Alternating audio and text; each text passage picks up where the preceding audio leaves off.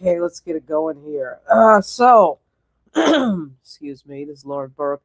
Zohran Mamdani is about to be sworn in at New York's City Hall, and then there's going to be a block party following the swearing in, which will feature Congresswoman Alexandria Ocasio Cortez and U.S. Senator Bernie Sanders, both of whom played a large role in his campaign. They had, participated in rallies, and of course, their ideologies come together very nicely. And there was a lot of unity with AOC and Zoran, and of course, the senator from Vermont, the progressive senator of Vermont, Bernie Sanders. So this is probably going to start, I think, in the next 20 or 30 minutes. For some reason, I was under the impression that it was starting at noon. I was wrong. It hasn't started yet. And it is cold out there, or I would probably be out there. I'm from New York. I was born in the Bronx. I grew up on Long Island. My dad was a cop and a corrections officer at Rikers Island, the infamous Rikers Island, which of course should be closed, but is not. Yet, at least. I have a feeling that Mayor Mamdani will maybe take care of that issue. He was sworn in, of course, officially at midnight last night after the ball dropped in Times Square. He was sworn in a abandoned subway station underneath City Hall. And he did arrive at this ceremony already by taxi, which was really cute.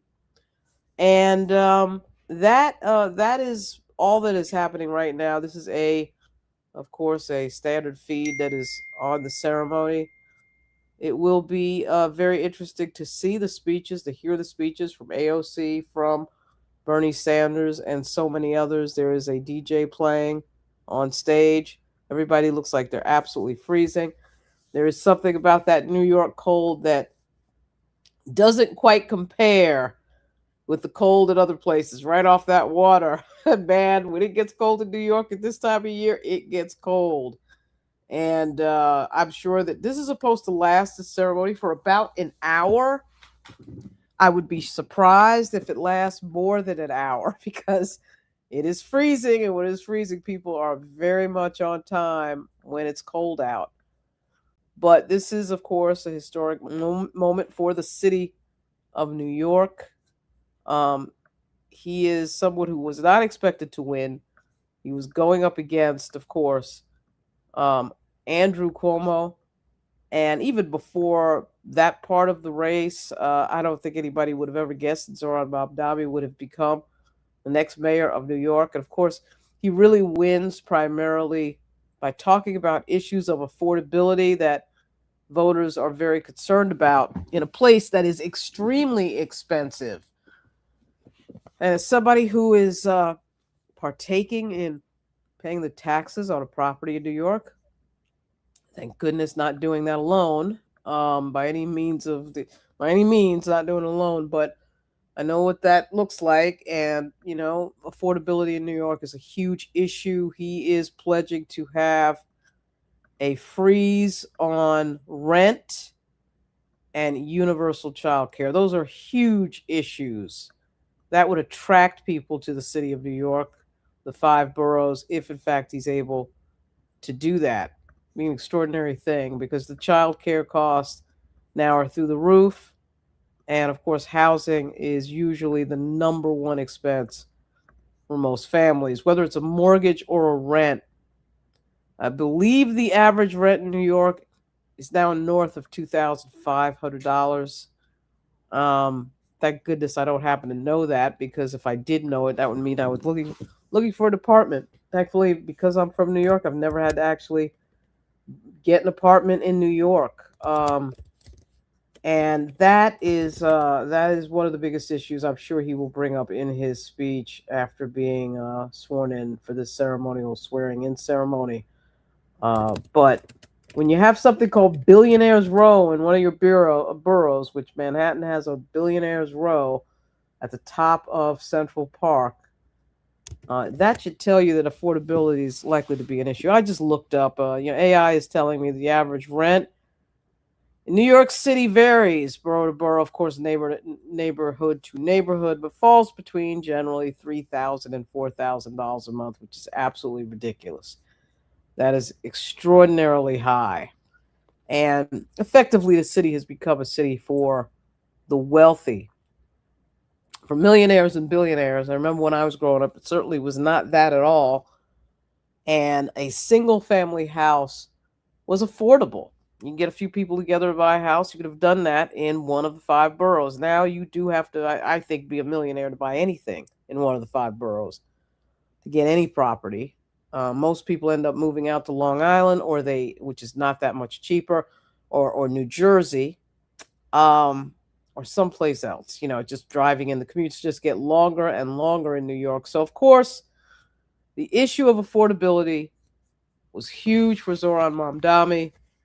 And he was able to leverage that into a very stunning victory. Um, and he is going to be the next mayor of the city of New York. As Mario Cuomo used to say, the greatest city in the greatest country and the greatest nation in the history of the world. So at any rate, we're waiting for this to begin, and you can kind of see by everybody mincing around that it doesn't look close to beginning. But it does at some point. This will start, and there is, of course, some music going on and some revelry because there's some days happening and keeping it festive out there. But people, of course, look like they're freezing because, in fact, it is freezing. And again, I probably would have gone to this if I hadn't looked at the weather report. I may have actually shown up to this in person just to see the spectacle. Um, and this is going to be a very interesting day, to say the least. I will be quiet now, and I will wait a little bit. Wanted to get the live feed going a little bit, and maybe I'll play some Zoran speech from the night that he won, um, because that was exciting. That was a very exciting speech. I happened to be at a TV studio, Roland Martin's TV studio, near the White House in Washington, D.C. on election night, November 4th, 2025. Happy New Year, by the way, everybody. Happy 2026. But we did, of course, turn around and watch Zohran Mamdani's acceptance speech when he won. Very exciting. And he is a very good speaker, a really good example of new, the new younger politicians who are coming along, who are just very, very good speakers, quite frankly. Very good at communication, not just online, but also just doing their thing, whatever their thing may be, whether it's speaking or anything else. And he's very good at it. Very good at it. Yes, I see that a lot of live feeds are set to 1 o'clock. Ooh, 1 o'clock. And that, ladies and gentlemen, is a little bit of a wait. So I will play a few things. I see that Joanne Reed is live too on her fabulous freaking show, the Joy Reid Show. Highly recommended, of course. Zohran Mamdani, though, is going to be speaking today, I suspect, for probably a shorter amount of time than usual. But he was sworn in officially at a subway station. I don't think I've ever been to, underneath City Hall, and that was pretty exciting to watch the optic of that. I mean, that was just a very interesting shot, very very good photo there. He knows how to stage his stuff, and that was, in fact, very exciting to watch. I'm going to play that because that was cool. That was a very cool idea. One of his major issues, as a lot of people may know, is transportation. So just turn the sound up on what happened at midnight last night. This is only 5 minutes. 3, 2, 1.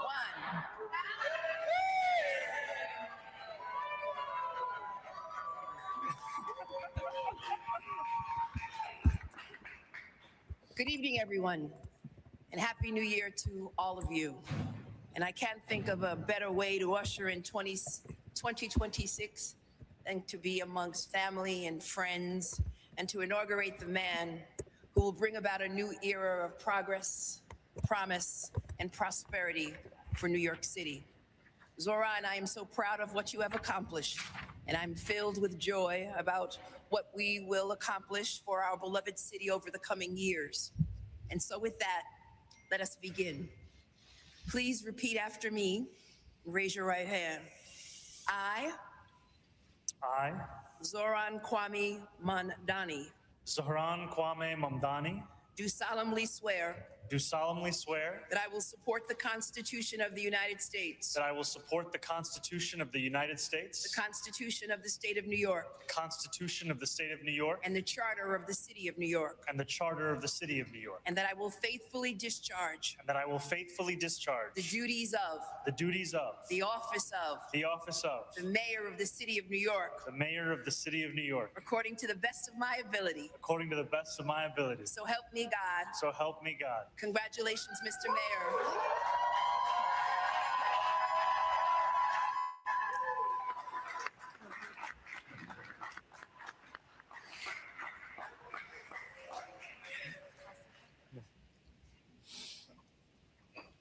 Mr. Mayor, congratulations. Thank you very much. Very happy to be here. Okay, It's such a pleasure to have you. Please sign your name. Yes. Thank you, sir. And may I now ask for your $9 fine? You may ask for my $9.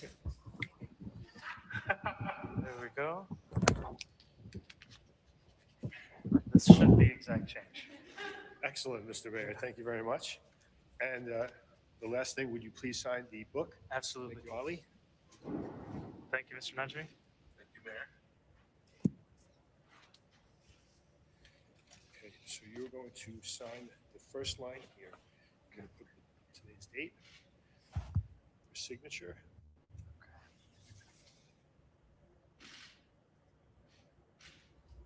Print or sign right? Oh, could you do both? Okay. Thank you.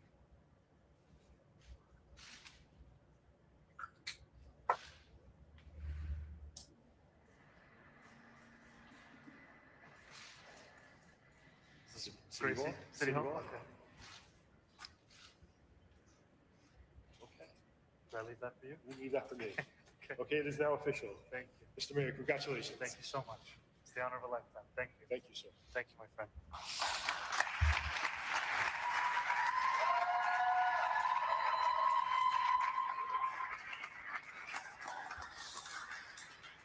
Thank you so much for everyone for being here. Happy New Year to New Yorkers, both inside this tunnel and above. And I cannot wait to see everyone tomorrow as we begin our term. This is truly the honor and the privilege of a lifetime. And after just having taken my oath to become the mayor of the city of New York, I do so also here in the old City Hall subway station, a testament to the importance of public transit, to the vitality, the health, and the legacy of our city. And I can think of no better moment to announce our new Department of Transportation Commissioner than this. So I would ask Mike Flynn if you would please join me.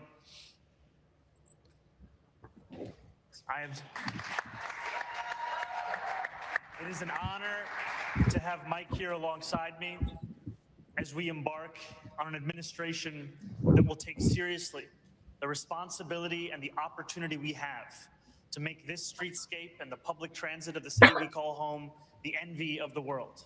And it will require someone who's experienced, who is fluent in the landscape as it is, and who is ambitious and imaginative towards the landscape as it could be.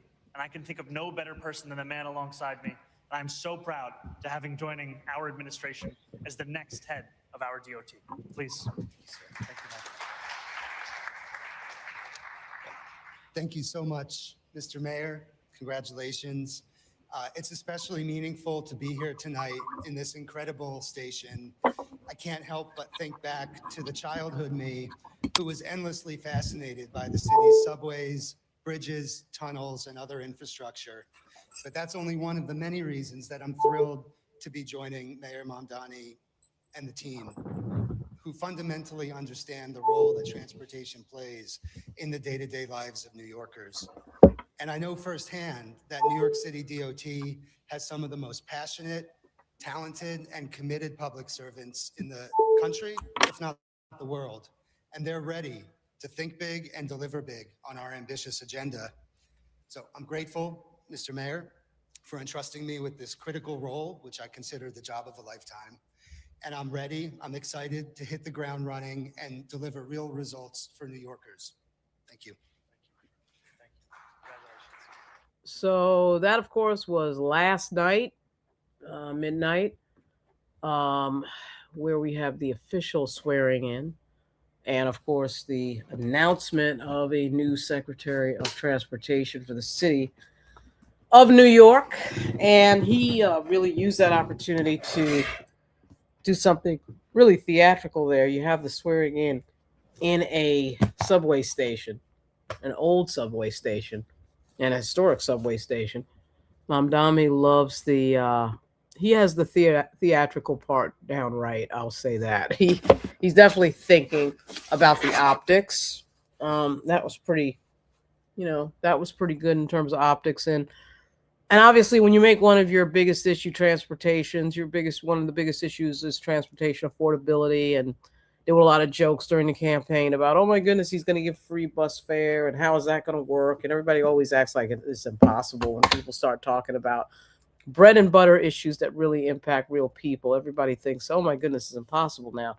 Nobody talks like that when it's some big allocation to save banks to the tune of billions of dollars, or it's a bailout for corporations, or it's anything having to do with sending $40 billion to Argentina. Then all of a sudden nobody talks about any of that, and then suddenly it's all good. It's sort of funny that way. But Mamdami's 4 years is going to be very interesting, to say the least, because there's going to be a ton of challenges to what he wants to do, particularly around the rent freeze proposals. You can absolutely believe the real estate folks in New York are going to be pushing back against that really, really hard. And that, of course, will surprise absolutely nobody, as they will not want anything in terms of losing $1 out of their pocket. So Mamdami is going to have some pushback. I think everybody understands that. Everybody knows that. But he does have a wind at his back. He has a lot of support, a lot of popular support in the city, a lot of voter support, a lot of young people supporting him, a lot of people who are struggling economically in New York supporting him. So even though he is going to have some pushbacks from some very high places, he's also going to have some support from the masses. So we'll wait a few minutes as people enter the stage for this inauguration outside City Hall in New York.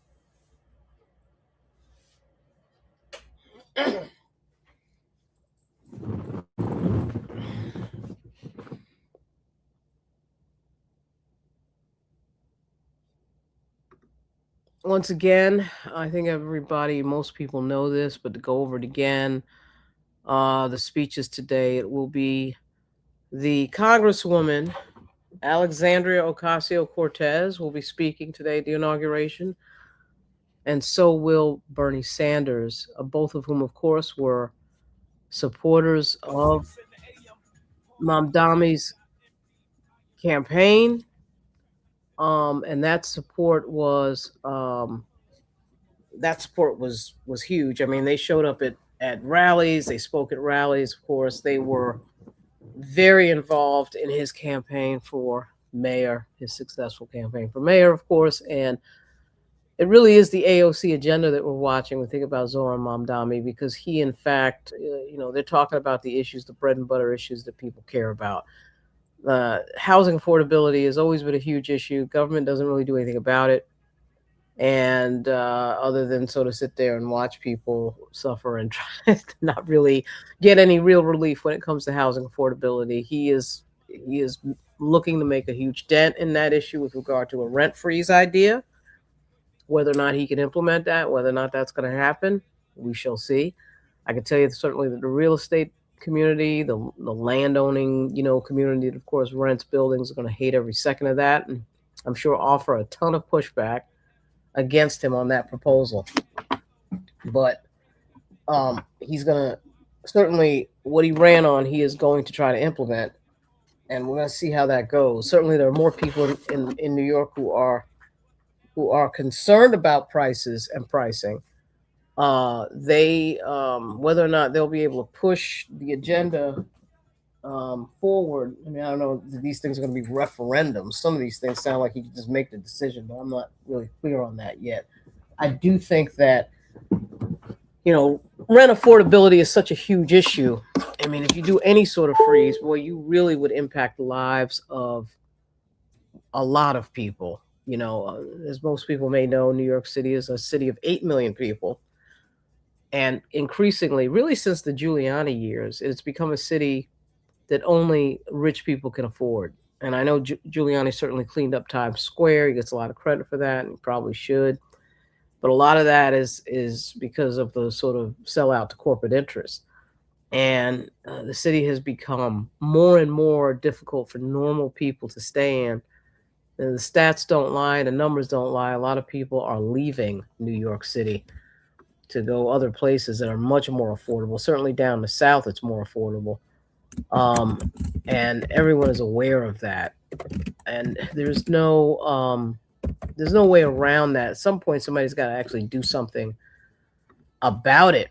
And Mamdani's entire conversation has been about that. His conversation, too, the Zohran Mamdani agenda really fits well into the national discussion when you see so much corruption and plundering on the federal level by the Trump administration, moving contracts to friends, moving contracts, big government contracts to family, and creating a government of grifters who are just transferring taxpayer money into their bank account on the regular. The issue of affordability and money and where the money travels when we pay taxes and where does it go and who does it benefit is a huge, huge issue.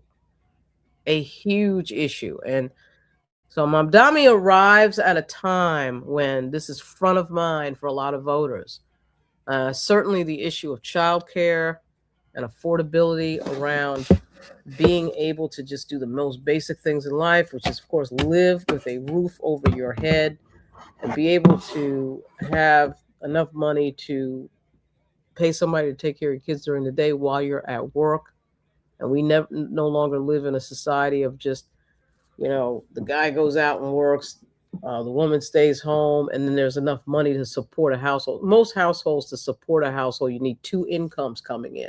And I don't care if it's New York City or anyplace else. Increasingly, you need two incomes. It used to be that you only needed one income. And now that is like a joke now to think about that. It's very hard to think about a one income household being successful. And Mamdani has just done a very good job at really zoning in on these issues that really are thought about by people, just normal working class people. And people are very, very aware of that, not only in New York, but of course on the national level. Looks like the screens that I'm looking at, I could see more people entering the area where this is all going to go down. There was a wider shot I had earlier where it did show folks filling the seats to the sides. Again, it is freezing cold in New York. Let me see how cold it is. I'm going to go ahead and guess 24 degrees. Somewhere in that area of 20 degrees. And man, when it gets cold like that in New York, whew, it's biting. It is biting. I have New York, I think, in my phone. But I think that will pretty much ensure that this ceremony will keep to the 1 hour time limit. If we're going to do 1 hour, you're going to definitely be doing 1 hour if it's 20 degrees out in New York City, standing in front of City Hall. But at any rate, the affordability, it is 26 degrees in New York right now. The affordability issue is huge. This is set to begin apparently at 1 o'clock. The affordability issue is huge, of course, for most people. It does at some point have to be solved. People talk about it. Politicians talk about it every election, and nothing really changes. And then people are they lose their patience with these politicians who are saying over and over, something has to be done. Yet nothing is changing. And I think part of the reason why we saw Trump get elected, and part of the reason why we saw Mamdani get elected, even though they're two different politicians at the opposite end of the spectrum, is people's desperation, dissatisfaction with the way things are going, and wanting to reach for the panic button almost. I mean, I think to some extent Trump represents a panic button of, okay, let's give this guy a shot. These people haven't been able to do it all these years. Let's give this guy, who everybody says is crazy, but hey, let's give him a shot. That's part of why I think you see the voters make some of the choices that they're making. And Mamdani is a relatively unknown individual, member of the New York State Assembly. Incidentally, my mother worked for a member of the New York State Assembly, Paul Harrenberg, when I was a kid, and used to go to all of Paul Harrenberg's events. This is Long Island. And this is at a time when it wasn't as hyper partisan. Politics wasn't as hyper partisan as it is now. It was just bread and butter. You paved the roads. Republicans paved roads. Democrats paved roads. I mean, it just wasn't the same thing. I think Mamdani is going to be able to really speak to a lot of those working class issues, and whether or not he can implement his agenda will be the question, because he is going to get some pushback, certainly from the business community. This is going to be a clash of the titans, because that business community is what funds these campaigns and what funds these politicians. Everybody's aware of that, and what tends to happen is they tend to push in the background, using their money, using the leverage of their money. Certainly Andrew Cuomo was their candidate, and that's who they were pushing for, because they knew, generally speaking, what they were going to get. They certainly would get a listening year, and probably much more than that. And so Zohran Mamdani is seen a lot of times as the enemy of corporate interest. But for the working class person, that can be seen as a good thing, because for so long, this country, certainly because of Citizens United and so many other policies around campaign finance, and the lack of campaign finance reform, has allowed millionaires and billionaires to enter the system and have an outsized voice in what goes on in politics and public policy. And a candidate like Zohran Mamdani, if you notice, everybody who's been complaining about him and belly aching and, oh my God, everybody's going to leave the city and all this stuff, they've all been millionaires and billionaires. It's amazing. When we saw Michael Bloomberg come out against Zohran Mamdani, I was like, and there we go, right? It's just like the people who don't like him invariably are the moneyed interest. And that kind of tells you, it's sort of one of these things of, tell me who your enemies are and I'll tell you who you are. And so it's not that I don't think that Andrew Cuomo wasn't appealing in the sense that they knew who he was. And of course, Andrew Cuomo has been on the scene for so long that people are familiar with him. Certainly people who have been in elected office, like a Michael Bloomberg type of person, they were comfortable with that. But again, the fact that Mamdani is disliked by the moneyed interest and the people who fund these campaigns is a big signal that this is going to be a really interesting 4 years for this mayor. And whether or not he can implement his affordability agenda is going to be the real question here. He is, again, he's got a ton of wind at his back, a ton of political momentum to move forward with it. People do want to hear about lowering rents. And I am surprised, even as a New Yorker, I am surprised to hear that the average rent is $3,000. I was imagining something less, and I have no idea why I was imagining something less. But again, I'm from New York. I've never had a rent apartment. I've always stayed at my grandmother's house in Brooklyn, at my father's house in Long Island, and always been in a position where I could stay with family. So I've never known what the rents were. But wow, you get up into the $3,000 and $4,000 range. That's unaffordable for most people. And one of the greatest ironies of this situation is that this lack of affordability is built by the very people who are funding the campaigns, funding the politicians, and pushing back against candidates like Zohran Mamdani and Nina Turner and Cori Bush and Jamal Bowman and Alexandria Ocasio Cortez. And you guys are in a fantasy world. It's never going to happen. Why are we talking about this stuff? All that stuff, all that pushback is against any sort of policy agenda that benefits the majority of people and not just the minority who are millionaires. It's just like they just don't want to hear it. It's just amazing the amount of pressure coming from a relatively small group of people against anybody who talks bread and butter policy for normal, average, everyday Americans. I think the average salary in the United States is something like 55,000, 60,000 a year. If you do the math, I mean, if you're paying 3,000 in rent a year, you definitely would have to have a second person there at the very least try to pull all this off. But that would be more than half your salary if you were only making 50,000 a year. So New York is a city that runs on blue collar labor, runs on blue collar work. Anybody who's been to New York and just drives to the city, you can see that. There's a lot of people who are doing the work that nobody wants to do, lifting things, moving things, taxi drivers. The whole thing is just built on blue collar labor. That blue collar labor is seen too in the stores, obviously with commerce and everything else. And again, Zohran Mamdani is really speaking to those people. He is the real deal, is seen by so many people, certainly the taxi cab drivers. He arrived by taxi to City Hall about, I guess that was about 40 minutes ago. Another very interesting optic. He comes riding up in a taxi, and you can see it's like him and his wife and a security guy front seat. And so you link that with the optics of the swearing in last night at the City Hall station underneath City Hall, which I've never been to. I was born in the Bronx. I've never been to that station, never seen that station except for that photo last night. It's not a working station. It's shut down, and they should revive it. But anybody, of course, who's been to New York knows that the subway system has some very, very throwback, decorative, tile decorated subway stations. When I'm in New York, the two stations I end up getting off and on at the most are Penn Station, Kingston Avenue in Brooklyn, and typically Columbus Circle, because there's a bagel place right across there. There's a candy place up near Columbus Circle and a bagel place right there.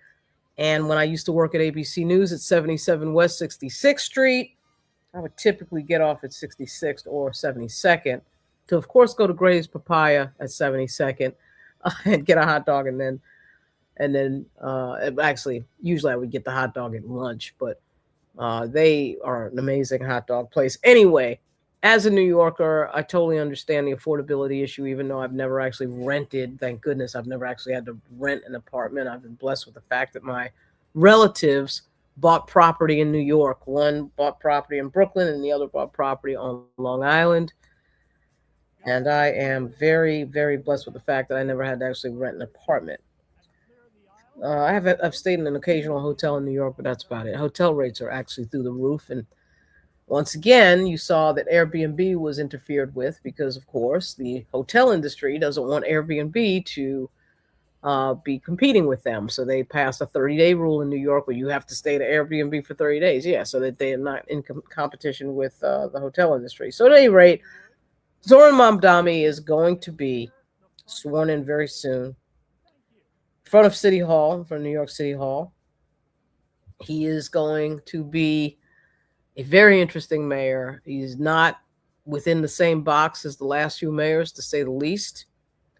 There is going to definitely be some very interesting stories coming out of New York as a result of this mayorality. No, I'll just say it this way: as a result of this time as mayor, which is a 4-year term, and he will have some. This will be a very good test, a very interesting test, at a time when Donald Trump is in office. An interesting test as to how a progressive elected leader is able to manage at a time of great grift, corruption, and almost out and out theft on the federal level. We're seeing some things we've um, never seen in terms of the level of grift and corruption on the federal level, and it's not advantageous to normal Americans. Of course, as everybody knows, today is January 1, 2026. And Congress failed to extend the tax credits for the Affordable Care Act, which will mean some major increases for hundreds of thousands of Americans across the country of their health care. I'm talking about affordability. One of the issues that keeps coming up, number one on everybody's list as a big concern, is affordability around health care. Housing, of course, being another one that's huge. And of course, childcare being another issue that's huge around affordability. And people are very tired of listening to politicians say over and over again that they are, Mike, Happy New Year, that they're going to do this and that and not do it. I mean, people are sick of hearing it and not having an actual change. And so we have a huge change candidate in the mayor of New York. He will be the mayor. He is the mayor of the largest city in the United States and one of the most important cities in the world in terms of media, and the finance world, of course, is based in the city of New York. And 8 million people, and so much is coming out of the city of New York in terms of culture, fashion, Broadway, and occasionally politics, and of course the world of money and finance. So New York is going to have their first Muslim, and does have, I keep forgetting, he was sworn in last night officially. First Muslim mayor of New York will be serving. He put his hand on the Quran. Last night he's going to put his hand on the same Quran during this ceremony. And this is going to be, again, one of the most interesting stints as mayor ever seen in the history of New York. I have a feeling that this is a person, Zohran Mamdani, who is going to push very hard for his agenda.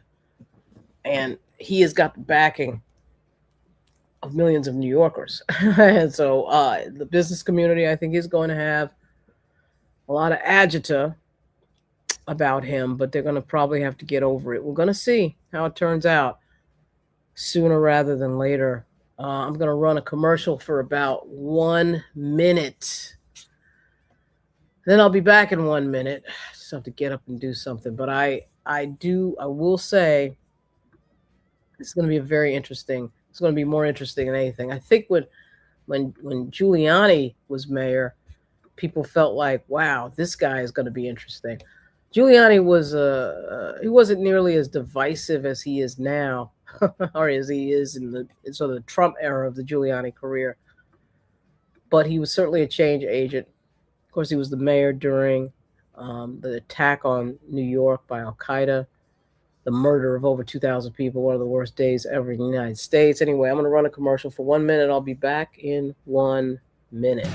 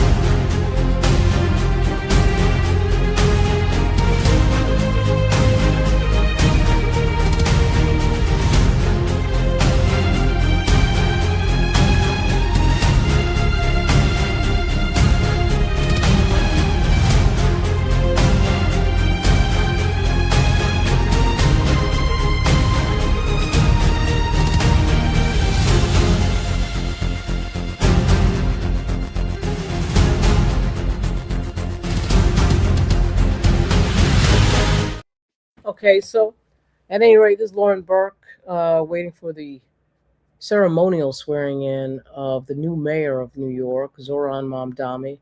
I should be getting underway at 1 p.m. Eastern. There will be some very interesting speeches by Congresswoman Alexandria Ocasio Cortez and the U.S. Senator from Vermont, Bernie Sanders. There will also be a speech by Zohran Mamdani in which I'm sure he will talk about affordability. He will talk about what he ran on, what he won on, what he beat a man that was one of the most powerful politicians in all of New York, Andrew Cuomo, on, which was affordability. He was able to not only get the affordability issue out there in a way that Cuomo could not overcome, but he made Cuomo into the corporate guy, the guy that's in the corporate interest. Wasn't that difficult to do, and Cuomo could not get around him. And he is now the mayor of New York at a time when issues of affordability and money and the economy are right in front of everybody's face. The city of New York is 8 million people, 5 boroughs. I was born in the Bronx. My dad was a cop and a corrections officer at Rikers. I grew up in New York on Long Island and spent a lot of time in Brooklyn, in my grandmother's house in Brooklyn, and spent a ton of time, of course, in Manhattan, so the irresistible Manhattan Island. So, excuse me. So, this city is going to be this time as mayor for Mamdani is going to be one of the most interesting in years, and can't wait to see what the first thing he says up there. There's a lot he could touch on. Obviously, I'm sure they'll center around affordability. There's a DJ playing some music, by the way, as people wait for this ceremony to get underway. I'm trying not to turn the music up because I don't want YouTube to hit me with a copyright strike. What happens is if you have any sort of copyrighted music on a video, even if it's in the background and you had nothing to do with it, they'll hit you with a copyright violation. They will give you an opportunity to edit it out of your video if it wasn't that long, but I don't want to turn the music up and have that problem. They're playing the Fugees. They're playing Lauryn Hill right now. So that's exactly the type of song that that would get a copyright hit. At any rate, Zohran Mamdani, of course, will likely get up there during his speech, his first official address, long official address as the mayor of New York, and of course talk about affordability, talk about all the things that he's talked about during this campaign. He wants a freeze on the rent. He wants free childcare. He wants free buses. And of course, there was a lot of laughter. And oh my God, he's not going to be able to do that. That's not going to happen, as if it's like this impossible thing. I mean, come on, guys. I mean, give me a break. If we can rebuild Penn Station, we sure as heck can have issues of affordability addressed. And the new Penn Station, the Moynihan Station, looks pretty good. I wish it was named after somebody other than Daniel Patrick Moynihan, but that's just me. At any rate, that really was Andrew Cuomo, by the way, that did that. That is actually a really good looking station. Wish there was a place to sit, though, other than just when you have a ticket for Amtrak. I'm not sure whether just everything is about trying to stop homeless people from sitting down, which I thought was strange, but doesn't surprise me. At any rate, a few minutes, this ceremony should be getting underway. It's expected to go on for an hour. And like I said, I would expect that it will only go on for an hour because it is 24 degrees in New York City today. And man, when that lake cold comes off that water, you're gonna want it to be an hour. So I suspect that the three main speakers, Zohran Mamdani, Congresswoman Alexandria Ocasio-Cortez, and Senator Bernie Sanders. I don't know what order they're speaking in. I suspect Sanders will be the first speaker, and Alexandria Ocasio-Cortez will introduce him, primarily because she's a New Yorker and because that's usually how they did it at the rallies.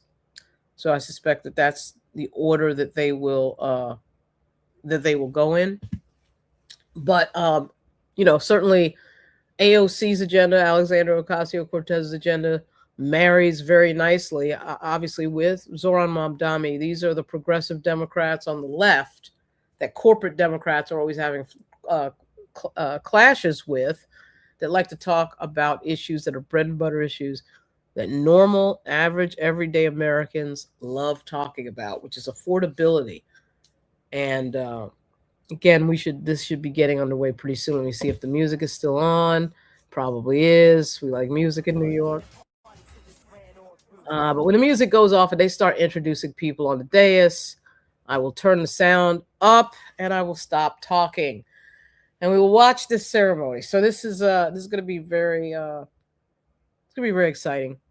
4 years, and a very interesting 4 years, and it is going to be a test of progressive politics and progressive issues and progressive policy. Progressive public policy is going to get one hell of a pressure test during this time as mayor, from Zohran Mamdani. I do think he does have the wind at his back, but we don't know what will happen tomorrow or the next day or the next day until it happens.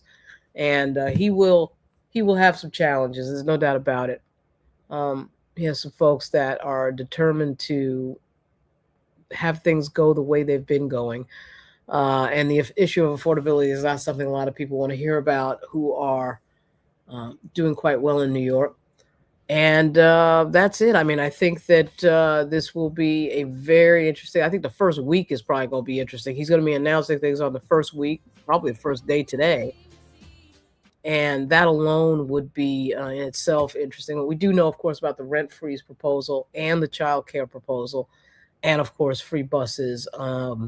These are things that have been known about for quite a long time with regard to his efforts during the campaign and what he was talking about during the campaign. And as many people know, Andrew Cuomo he wasn't able to catch up to Zohran. He just wasn't really became a young versus old thing. And really became a thing that Andrew Cuomo could not fight. He couldn't fight Zohran, and he couldn't get around Zohran, and Zohran won. And I think nobody would have predicted this a year ago. I suspect nobody would have predicted that Zohran Mamdani would be the next mayor of New York a year ago.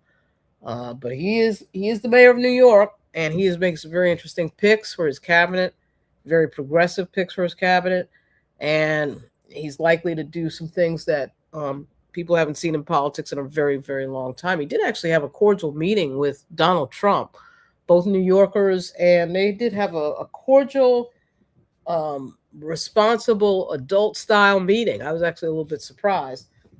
I thought that Trump would take that opportunity to say something crazy or do something nutty. He did not.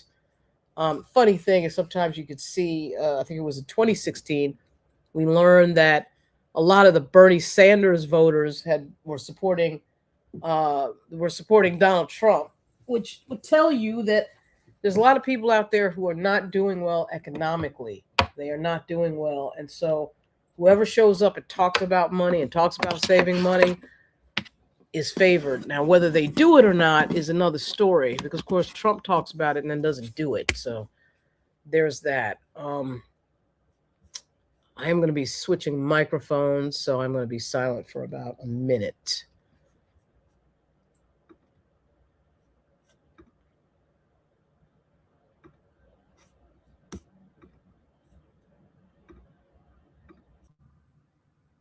Testing 1, 2.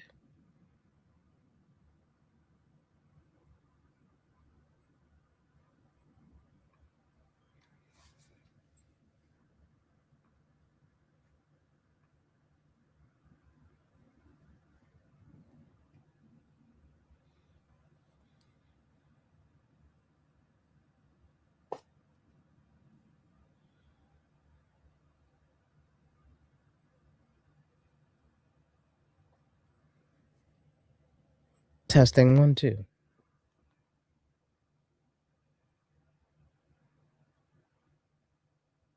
Testing 1,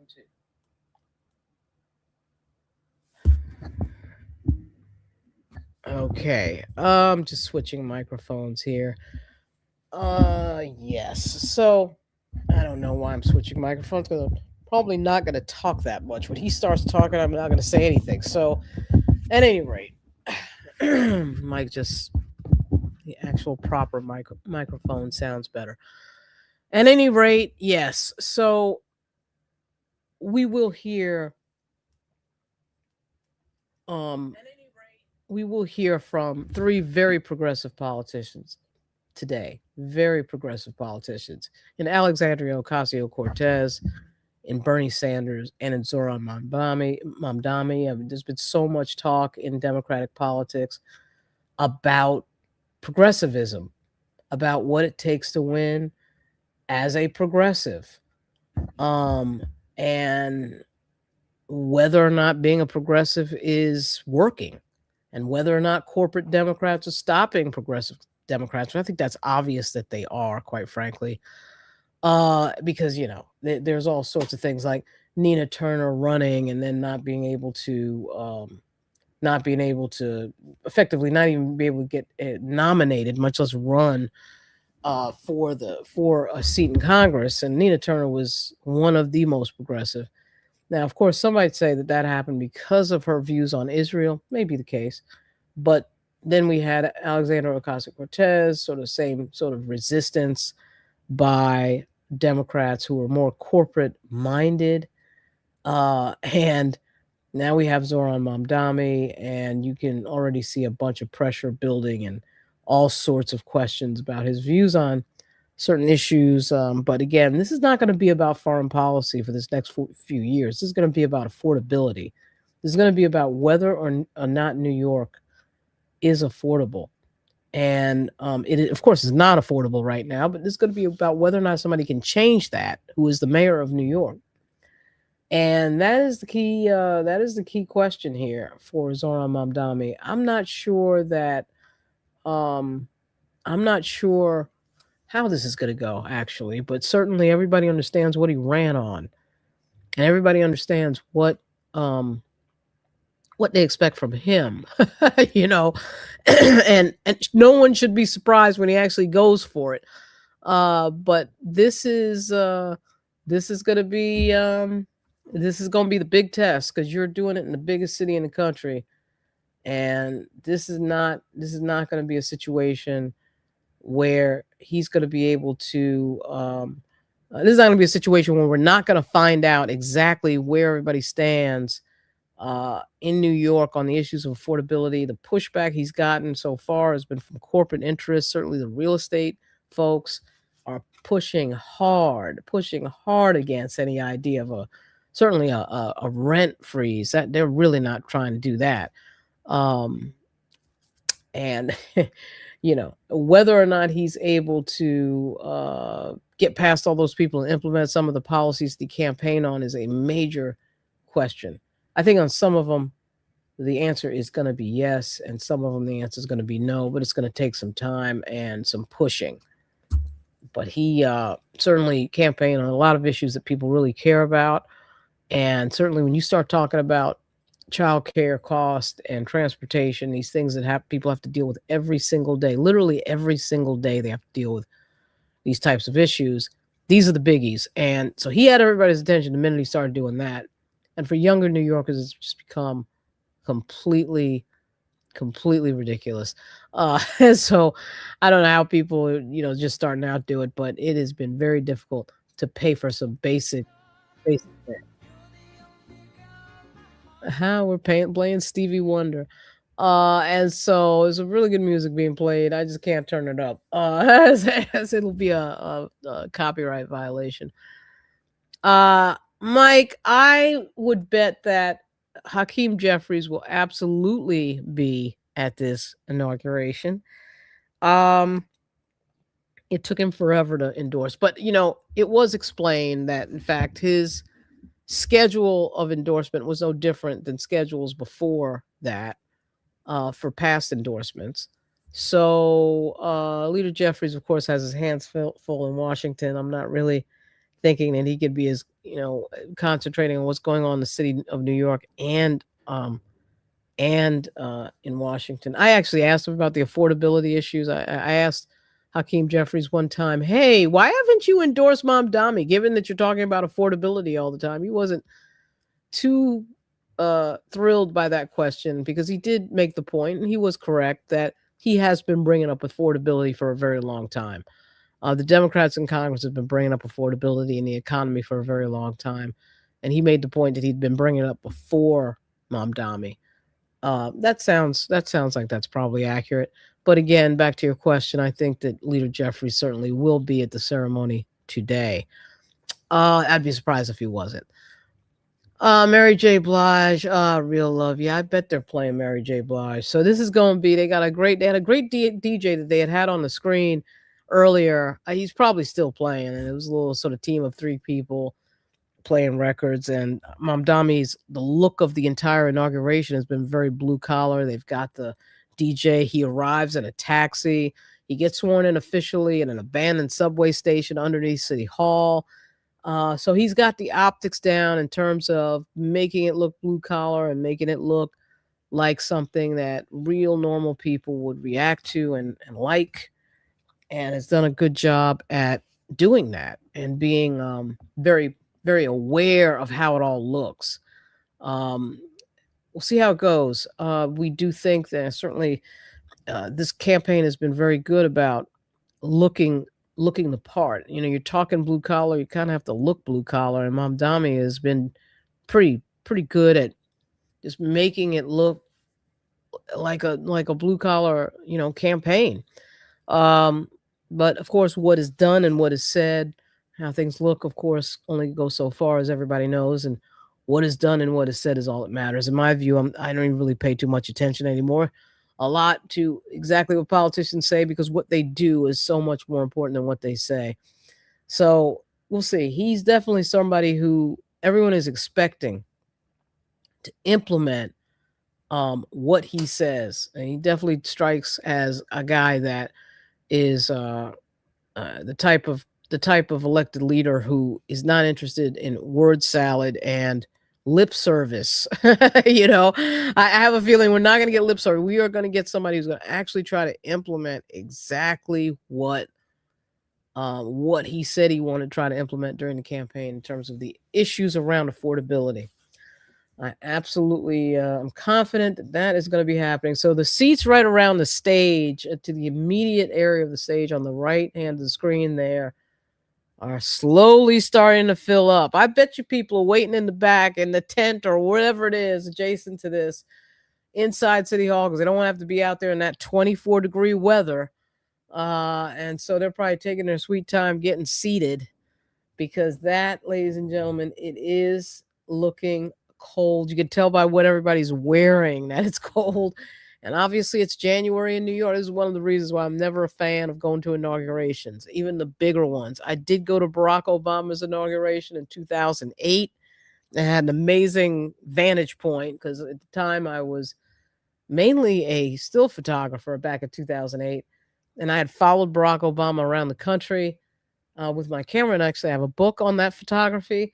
And that was pretty crazy. And it was cold as hell. It was like 8 degrees out and batteries were going down and all sorts of stuff. But man, New York has a special type of cold. It's 24 degrees out there. I'm sure these people are absolutely freezing out there. And I'm sure that this 1 hour ceremony is going to be 1 hour. I'm going to be definitely wanting to make it 1 hour and get going.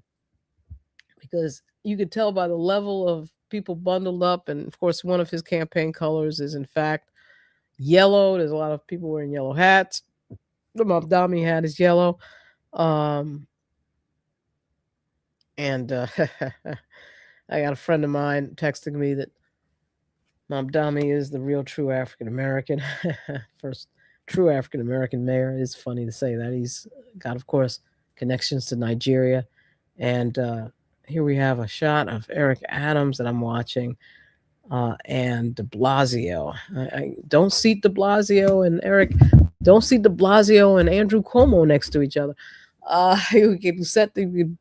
We'd absolutely guess that's not happening.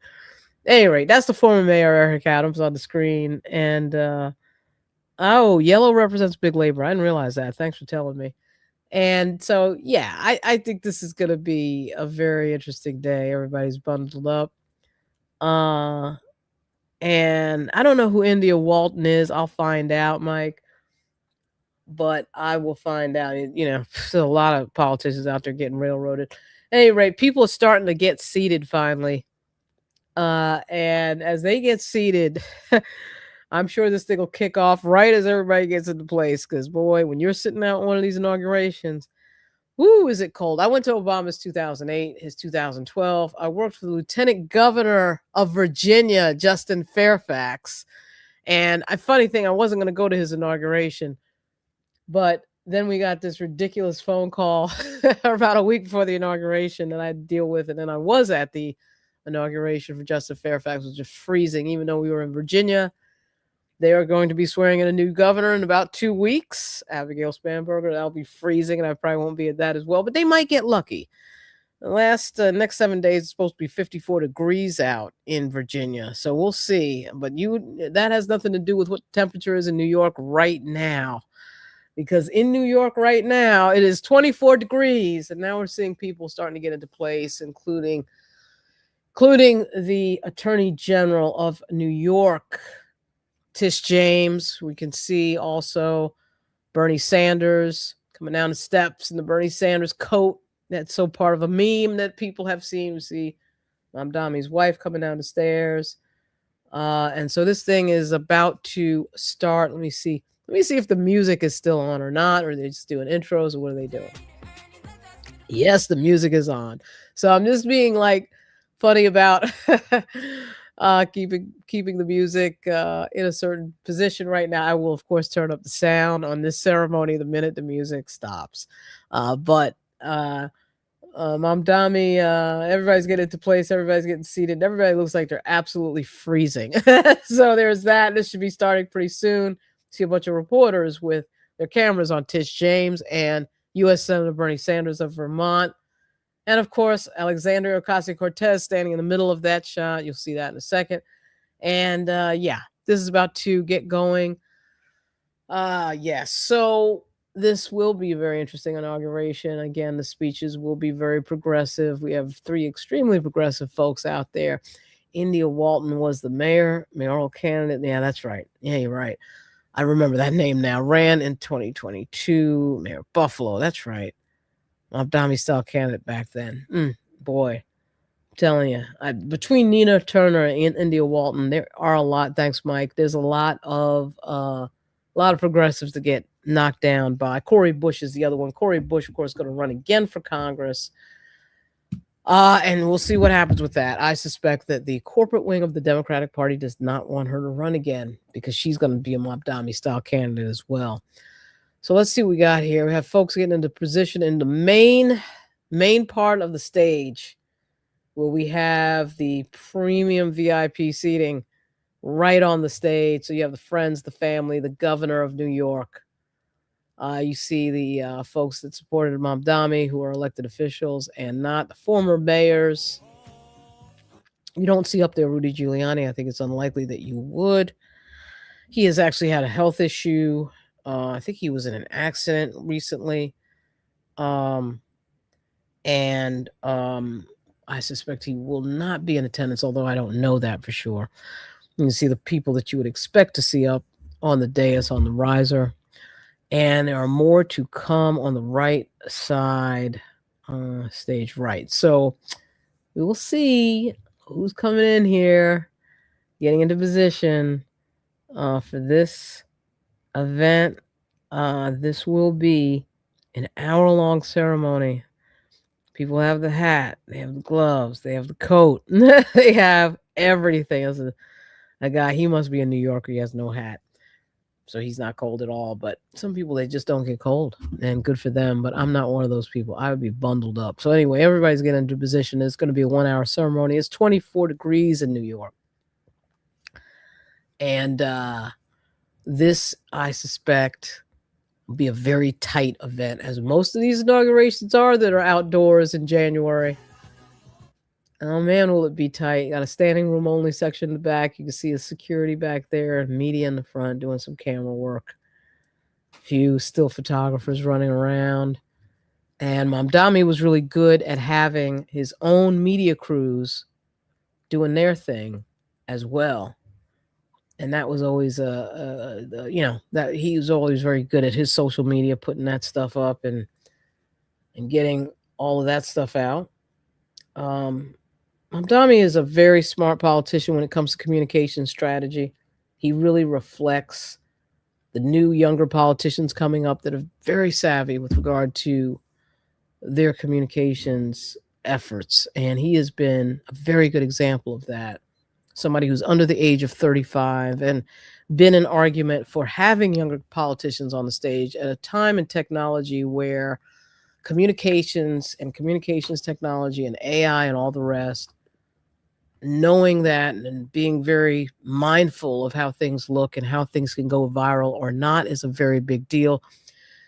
Listeners may remember that the end of this campaign in 2024, it was Andrew Cuomo that ran a series of AI commercials, negative AI commercials against Zohran Mamdani, which were embarrassing, actually, for Andrew Cuomo. I was shocked that they did that. But when people get to the end of the campaign, they get desperate and they start doing some really strange things. But we are in a technological era that requires speed of reaction. You cannot sit around and not react to things. You've got to have a response. And a mayor like Zohran Mamdani, he will be the first mayor in that era, in that generation of politicians that are born with a laptop or a iPad in their hand. You could see a lot of that during the campaign, the way he would respond very quickly to certain things. He's been very, very good about communication and being extremely candid with what he thinks about what should happen with the city of New York. And I think there will be no surprises, frankly, with regard to what his plans will be and what his intentions will be and where he will move. There's never been any problem trying to figure out where Zohran Mamdani lands on issues with regard to money, affordability, certainly housing affordability, transportation, justice reform. He has been quite candid on many of those issues, and I think he will continue to be.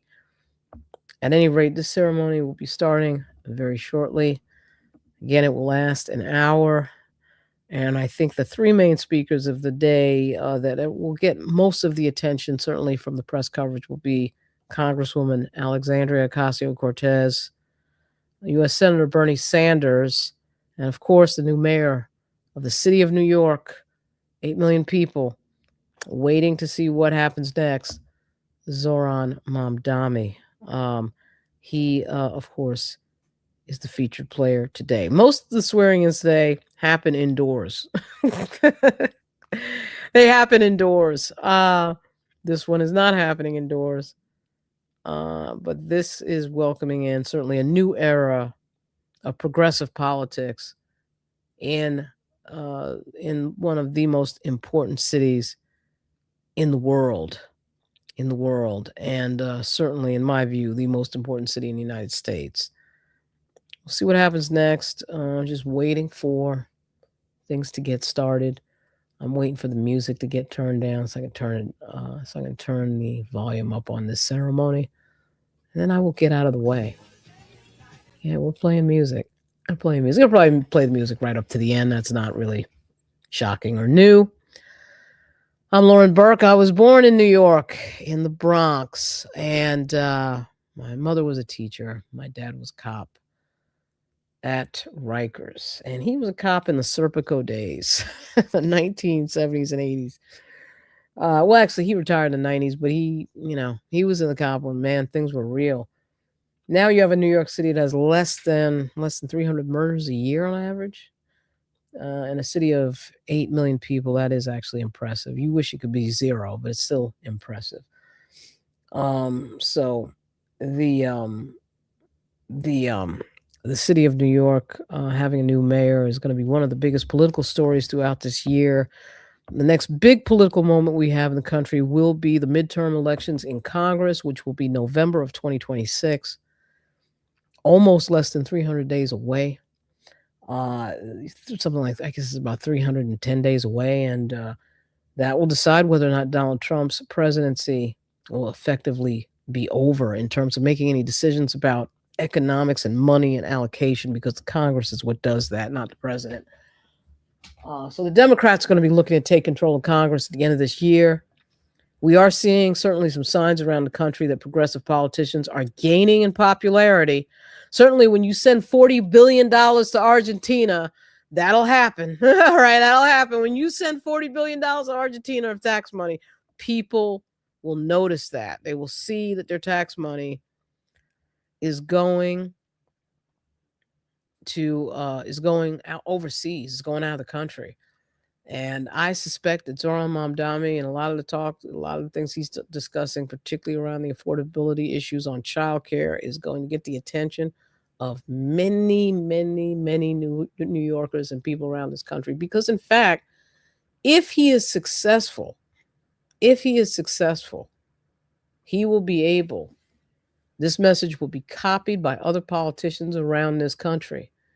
And when it's copied by other politicians around this country, we have to ask, well, is it going to be successful? That's hard to say. New York, of course, is a very democratic city, left-leaning city. And not every city is like New York. So it really is a city-by-city basis. But certainly his campaign caught fire. He became a lightning-in-the-bottle candidate who beat the son of one of the most popular governors of New York, Mario Cuomo. And in beating Andrew Cuomo, it was huge, absolutely huge. And so I will certainly be paying close attention. I spend a good deal of time in New York, and will be spending in this coming year a substantial amount of time in New York. So I would say that this is going to be quite a ride, and it's going to be interesting on several fronts. There will be attempts to try to, internationalize his time as mayor. I do not think that is going to work. I think, is going to be very laser focused on the issues that are impacting the city of New York. And I suspect he's not going to stray to anything else. I think he is going to be very, very, very focused on New York and New York alone. I think 8 million people is enough, right? So we'll see. I think that Zohran Mamdani is going to have his hands full in a lot of ways. There's always unexpected things, too, that happen in the news in New York. There are unexpected things that the mayor is required effectively to attend and go to on an emergency basis. And you're going to see that as well. And those are the things that just happen as part of the job of mayor of New York. It is a spam call, of course. And so there's going to be a lot happening, things that are be unexpected and things that are going to be expected. And that's just the nature of public service, particularly right now. There's just so much going on. It is a very cold day in New York today at 24 degrees. People, I'm sure, are freezing out there. Now we're just waiting around.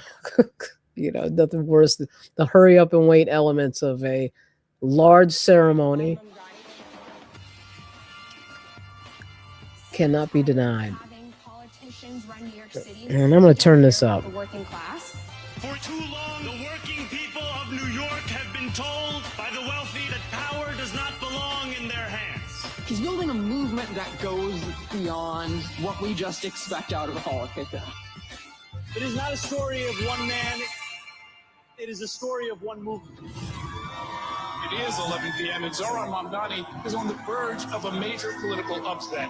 We won the primary after months of door knocking. We have won because New Yorkers have stood up for a city they can afford. A life of dignity should not be reserved for a fortunate few. The most important part is to be listening to the New Yorkers who've been on the front line. Their creativity, their drive, their commitment is what sets our city apart. There were many who said that we would not crack 5%. And now here we are today. We stand here with a remarkable opportunity to create a better New York. New York, this power, it's yours. This city belongs to you.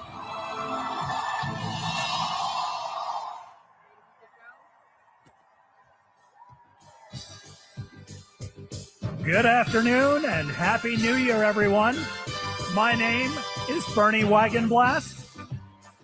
Pleased to join you and be the announcer this afternoon. Perhaps you best know me as the voice that says, please stand away from the platform edge.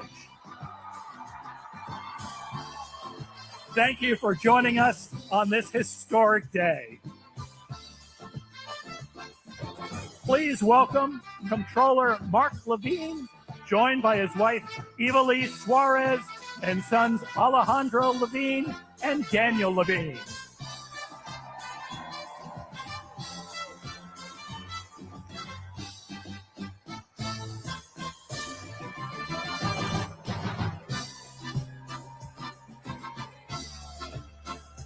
Please welcome Public Advocate Jumanji Williams, joined by his wife, India Sneed Williams, and daughters Amelie Claremont and Amani Williams.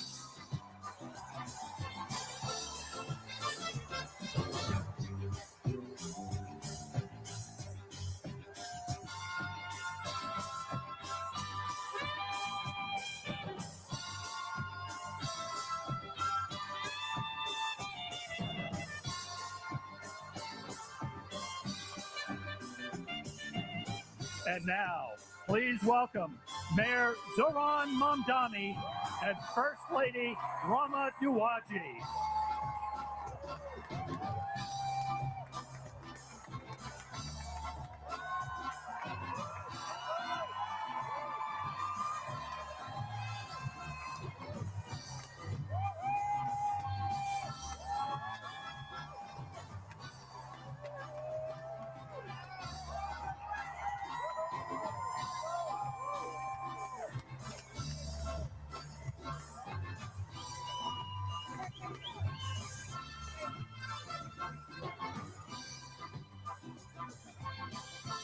Presenting flags, please welcome the ceremonial officers representing the Parks Department, the Department of Sanitation, the New York City Police Department, and the Fire Department of New York.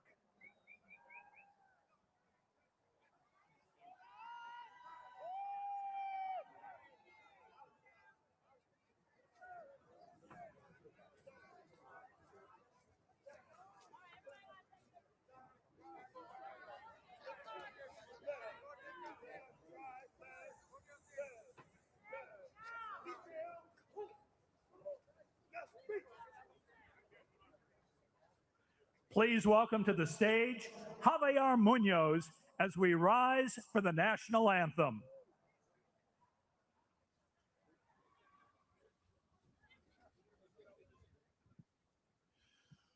Oh, say, can you see by the dawn's early light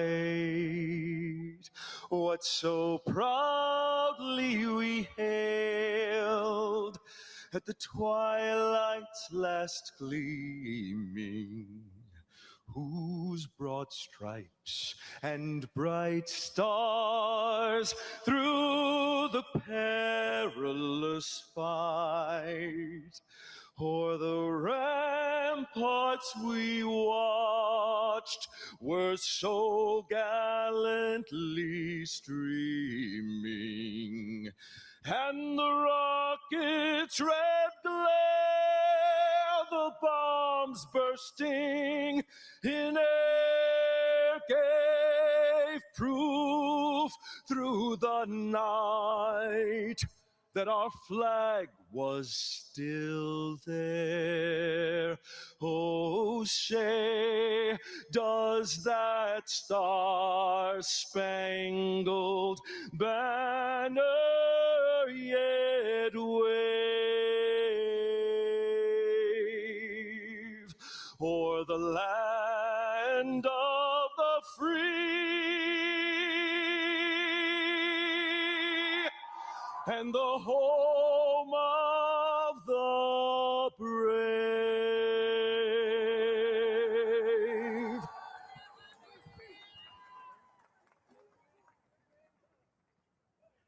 To deliver a welcome message, introducing Representative Alexandria Ocasio-Cortez.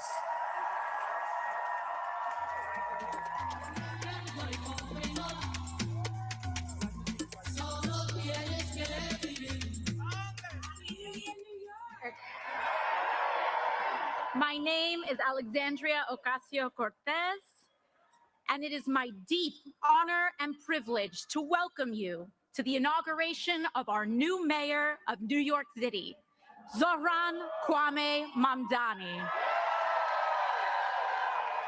We gather here today to celebrate the beginning of his leadership, as well as that of two incredible elected officials who will be guiding the city by his side. Public Advocate Jumaane D. Williams and our new controller, Mark D. Levine. We also celebrate the hundreds and thousands of public servants and city leaders getting to work today, from our sanitation workers and librarians to our commissioners, deputy mayors, and our school's chancellor, as they care for our city and its people in the coming weeks, months, and years. Together, this ascent marks a new era for New York City, led by a historic new mayor in Zohran Mamdani, guided by his dedication to a working class that makes our beautiful city run. Importantly, I also ask that we consider today an inauguration for each one of us, too, the nearly 8.5 million New Yorkers who make up the greatest city on earth. Because it is the people of New York City who have chosen historic, ambitious leadership in response to untenable and unprecedented times. New York, we have chosen courage over fear. We have chosen prosperity for the many over spoils for the few. And when the entrenched ways would rather have us dig in our feet and seek refuge in the past, we have chosen instead to turn towards making a new future for all of us. In Zohran Mamdani, we have chosen a mayor who is relentlessly dedicated to making life not just possible, but aspirational for working people. New York City has chosen the ambitious pursuit of universal child care, affordable rent and housing, and clean and dignified public transit for all. And we have chosen that over the distractions of bigotry and the barbarism of extreme income inequality. We have chosen this path because we know that it's the right thing to do, it's the smart thing to do, and that if we can make it here, we can make it anywhere. New York City, this is an inauguration for all of us, because choosing this mayor and this vision is an ambitious pursuit.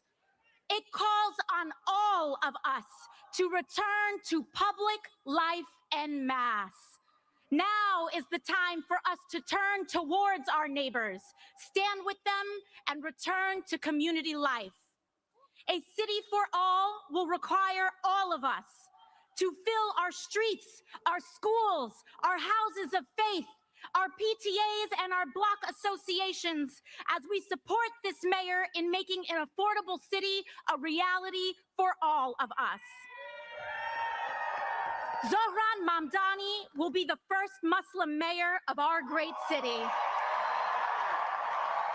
He will be our first immigrant mayor in over a century. And he will be the youngest mayor of New York City in generations. But most importantly, Zohran will be a mayor for all of us. With that, let us extend our deepest well wishes and support to Zohran, his wife Rama, and his family, as well as those of our public advocate Jumaane Williams and controller Mark Levine. We send you, your spouses and families, and all your loved ones all the support in the world as you embark on this great pursuit of a better city and future for all. Felicidades.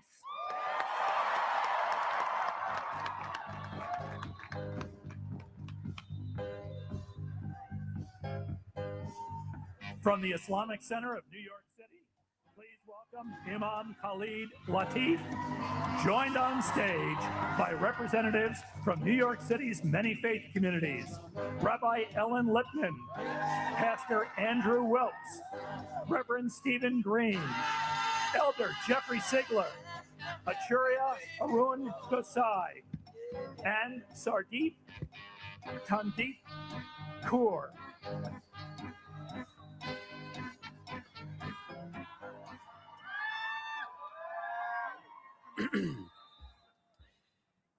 Let us pray. Ya Allah, Ya Rahman, Ya Arhamar Rahimin, most merciful of those who show mercy, we turn to you on this day from our city with hopeful hearts. Thank you for this moment. Thank you for the amazing individuals you have gathered here, diverse in color, language, journey, and name, but united in purpose, stitched together by shared hopes, all yearning to build something meaningful, lasting, and rooted in love, dignity, respect, and justice, no longer for the few, but for all. We come before you mindful that moments like this do not arrive on their own. They are carried forward by sacrifice, by organizing, by courage, by people who refuse to accept that the way things were was the way they had to remain. Say so. We come knowing that this day stands on the shoulders of so many who were told to wait their turn, to quiet their demands, to lower their expectations, but instead chose to believe that another New York was possible. We recognize that belief is not abstract. It was practiced by tenants organizing against displacement, by workers demanding fair wages, by parents advocating for their children's futures, by communities who kept showing up even when the odds said they should not. We gather today with hearts shaped by this city, by its noise and its neighborhoods, by its subways and sanctuaries, by the dreams carried in many languages and the prayers whispered on crowded blocks. We thank you for New York City, for a place that has taught the world how difference can become strength, how survival can become solidarity, how strangers can become neighbors, and for being a place that taught us that a young immigrant, democratic socialist Muslim can be bold enough to run and brave enough to win. Not by abandoning conviction, but by standing firmly within it. Not by shrinking who he is, but by trusting that authenticity can move a city towards justice. We thank you for the beautiful diversity of this city, for a people formed across continents and generations, across race and religion, culture and class.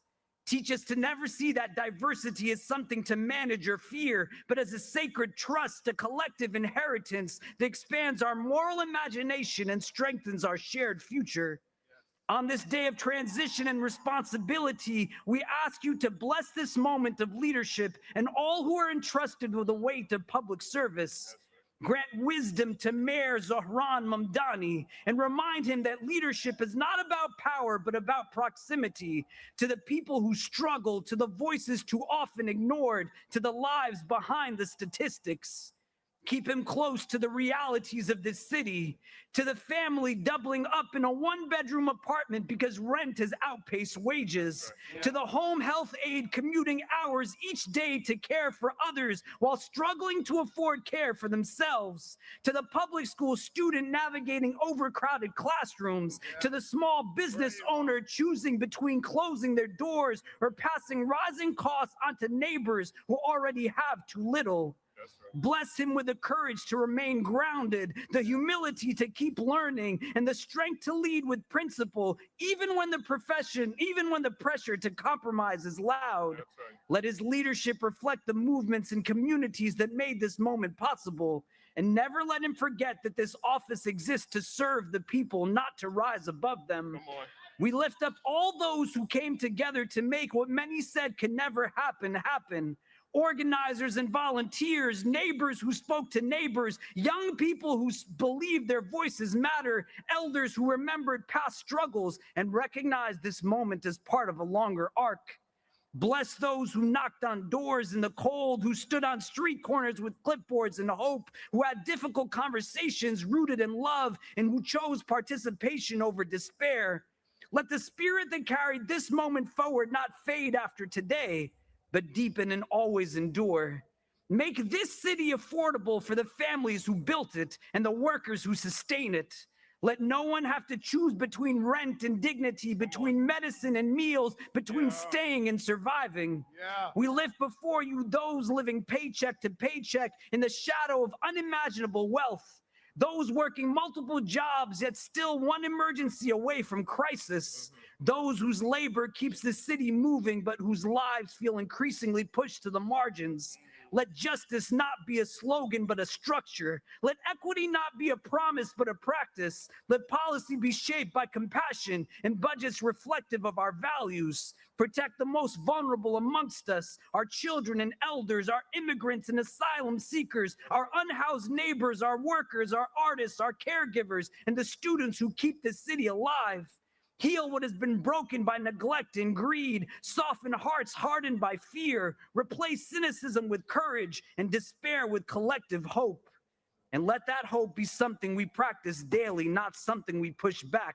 Let it live in our policies, our streets, our schools, and our systems. Teach us that hope is not passive. It is built through accountability, through care, and through a refusal to abandon one another.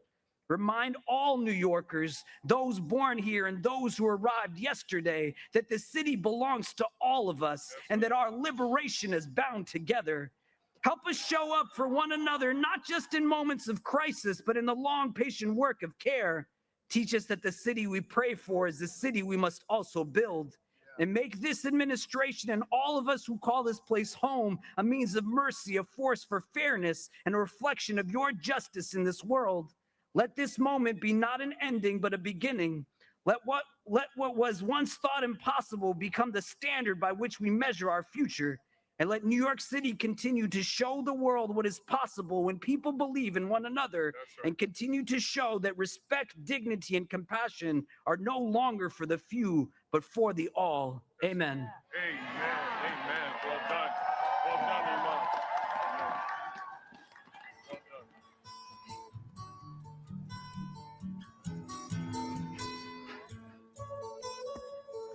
Please welcome Mandy Patinkin, accompanied by the 5th grade members of Staten Island's PS 22 Chorus, directed by Greg Breinberg and accompanied by Adam Ben David. It's all right.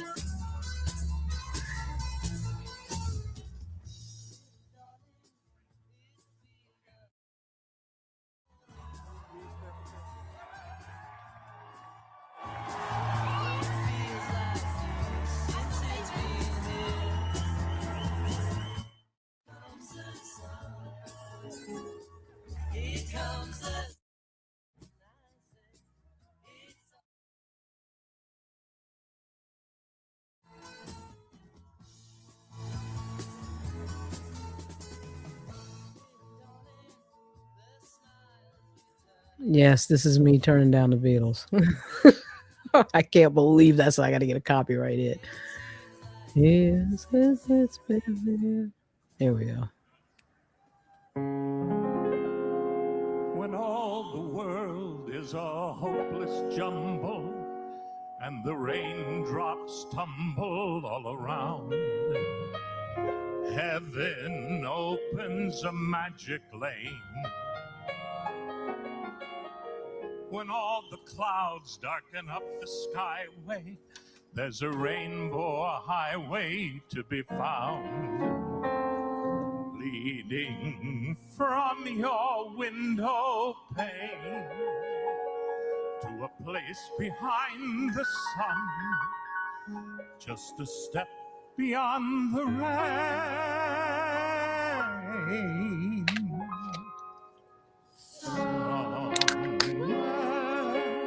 Over the rainbow, way up high, there's a land that I heard of once in a lullaby.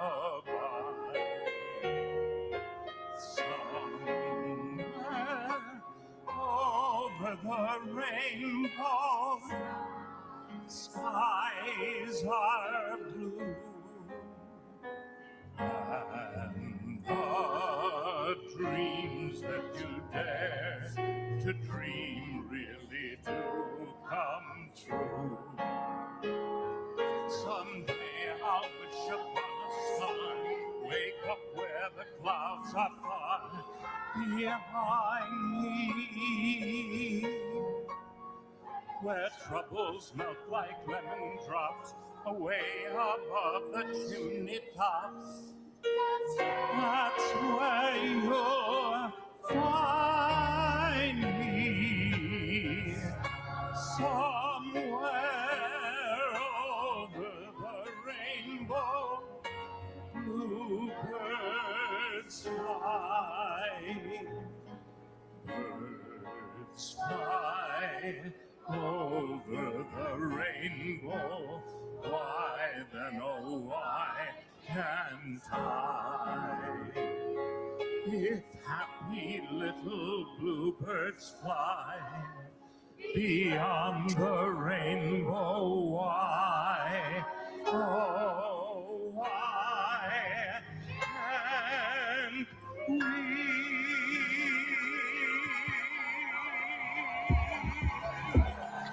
Bravo! Bravo! Say hello! Say hello! Hello! Beautiful, beautiful. 1980s, come lit still I drop lazy. None of that maybe. Energy, energy, energy.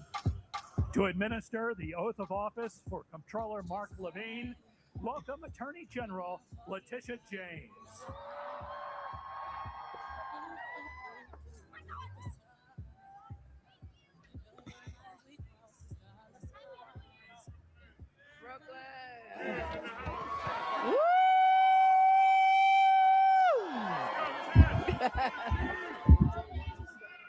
Is Brooklyn in the house?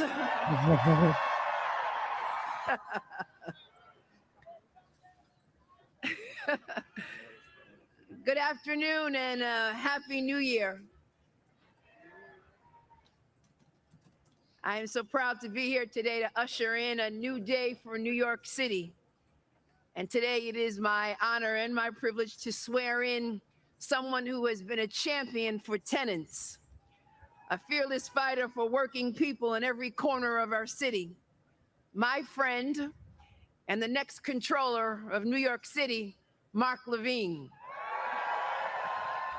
It is truly my honor and my privilege to administer his oath of office.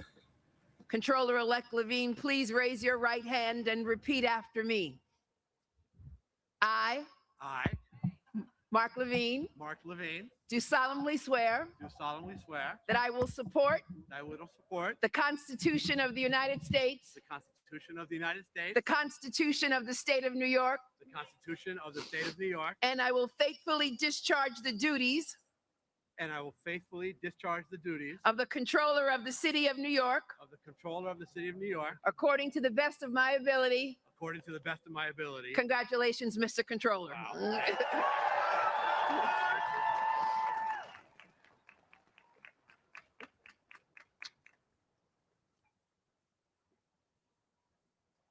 All right, well, there's no going back. Give it up for the best Attorney General in America, Tish James. Give it up for the PS22 chorus, all the way from Staten Island to Staten Island in the house. The rest are stuck on the ferry. All right. Thank you to my wonderful family, my wife, Evelise, and our sons, Alejandro and Daniel. I love you so, so much. Thank you to my partners in city government, our new mayor, Zohran Mamdani, and public advocate, Jamani Williams.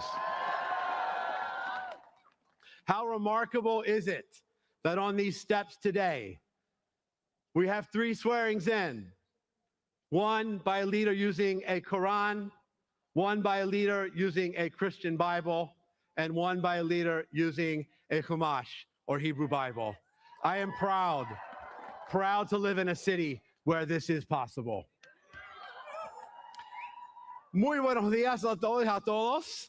Me alegro que estén acá con nosotros. Lamento que están pasando tanto frío, pero ni modo. ברוכים הבאים לכולכם, איזה כיף שבאתם. שלום פוימה, edomazisas. Now, for those of you who do not know Spanish, Hebrew, or Greek, welcome, thank you, and please download Duolingo. Now, I know what you're all thinking. What the heck is a comptroller? Excellent question. This job is about ensuring that people who have spent their lives working for this city can retire with dignity. It's about ensuring that our budget reflects our values, that our government inspires the trust of its people. A comptroller also understands the consequences for working class families when they are excluded from our economic system. I have seen this in my own neighborhood of Washington Heights, where far too many families for far too long have been held back from achieving their dreams, blocked from banks, and forced to rely instead on pawn shops and loan sharks. Back in the 1990s, I founded a community credit union uptown to change this. This financial cooperative, owned by the community, has lent out over $100 million in small loans in the neighborhood with a 98% repayment rate, proving that when you give working people an opportunity, they will seize it. This is what our city must do now on a grand scale. Build an economy where we care for each other, where our prosperity is shared, where everyone has a fair shot. Our city today is booming for people at the top, but it's getting tougher and tougher for working families to pay their rent, to find a job with a living wage, and yes, Mr. Mayor, to find affordable childcare. A comptroller must use the tools of the office to close this gap, and I will. We will invest tens of millions of dollars in new units of affordable housing to build all over the 5 boroughs. We'll make sure that housing is actually built, no matter the opposition from entrenched constituencies. We'll use the powers of oversight in the comptroller's office to ensure that the city keeps its promises, that it delivers the highest quality city services, that every nonprofit with a city contract actually gets paid on time. Wow, very big applause line. Note that, Mr. Mayor. We got to work on that. We will secure full funding for legal services for New Yorkers facing eviction so that at last our city lives up to its obligations under our first in the nation right to counsel law for tenants. Right, Vanessa Gibson? You on board for that? We will invest in protecting our imperiled planet by accelerating our city's transition to green energy so that one day when we look at New York from above, we will see a city full of solar panels and trees. We will protect the immigrants of this city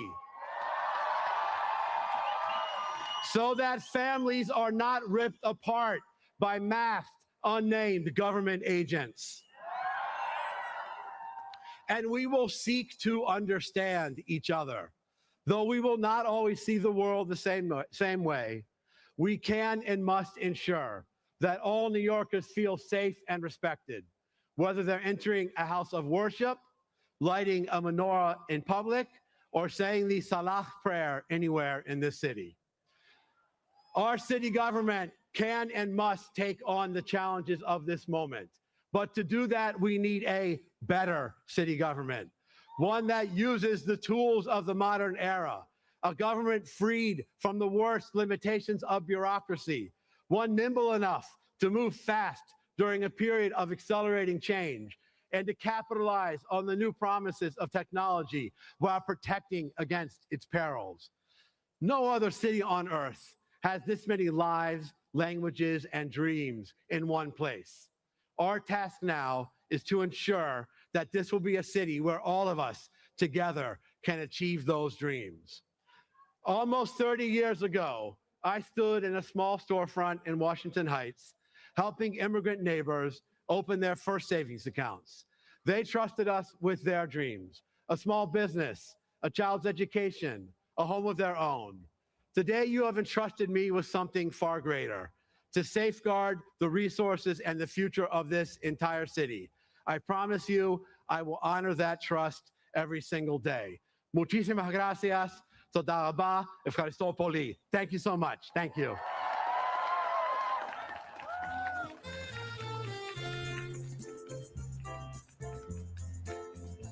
To recite his original poem, Proof, please welcome Cornelius Eady.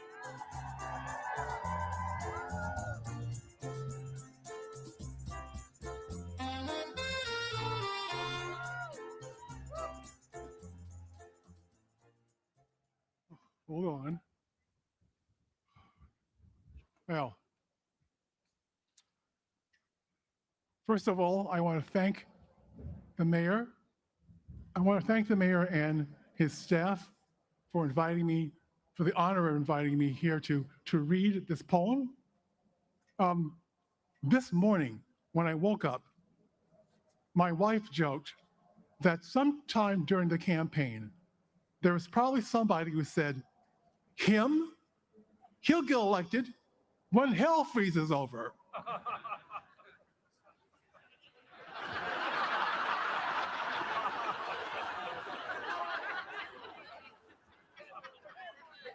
So here we are. And I really want to really just thank the biggest, greatest gift I think I've ever had was to be in the Blue Room this morning after doing sound check, because the energy and the recognition and the joy of this moment was incredible. I mean, this is it, isn't it?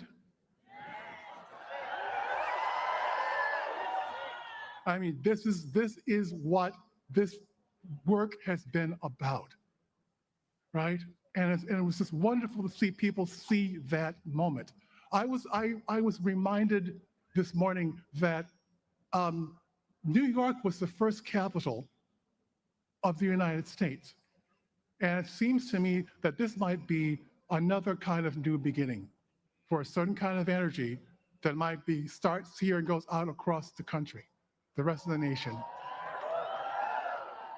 So, though this is a New York poem, a New York-based poem, I'd like to dedicate this poem. I just retired. I'd like to dedicate this poem to my trans, queer, foreign students of color at the University of Tennessee, Knoxville. So they can see this is possible. The poem is called Proof.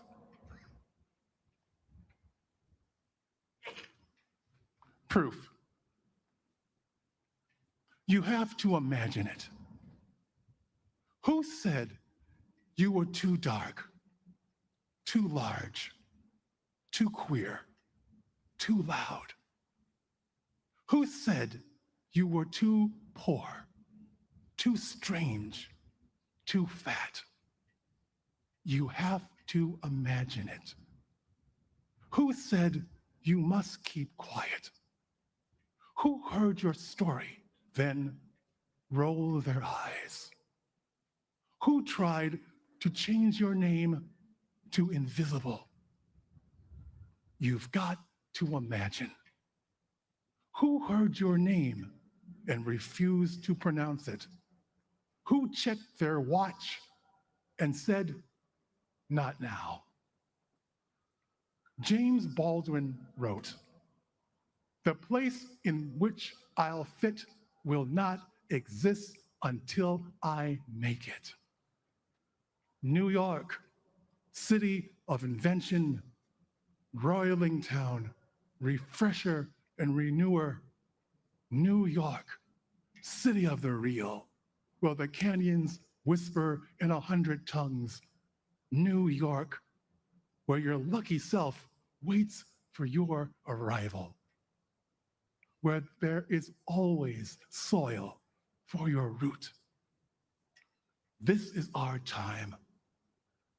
The taste of us, the spice of us, the hollers and the rhythms and the beats of us in the echo of our ancestors who made certain we know who we are.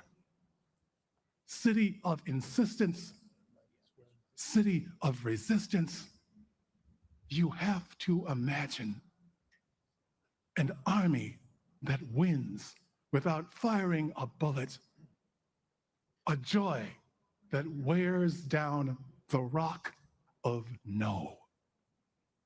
Up from insults, up from blocked doors, up from trick bags, up from fear, up from shame, up from the way it was done before.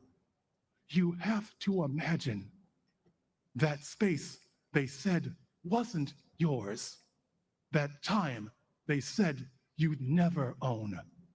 The invisible city lit, on its way. This moment is our proof. Thank you.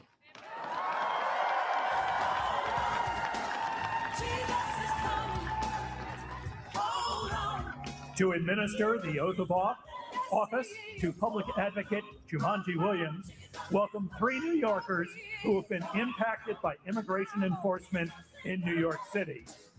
Josue Nicolno Amundrai, Amadou Lee, Asadu Diallo, and Rebecca Press.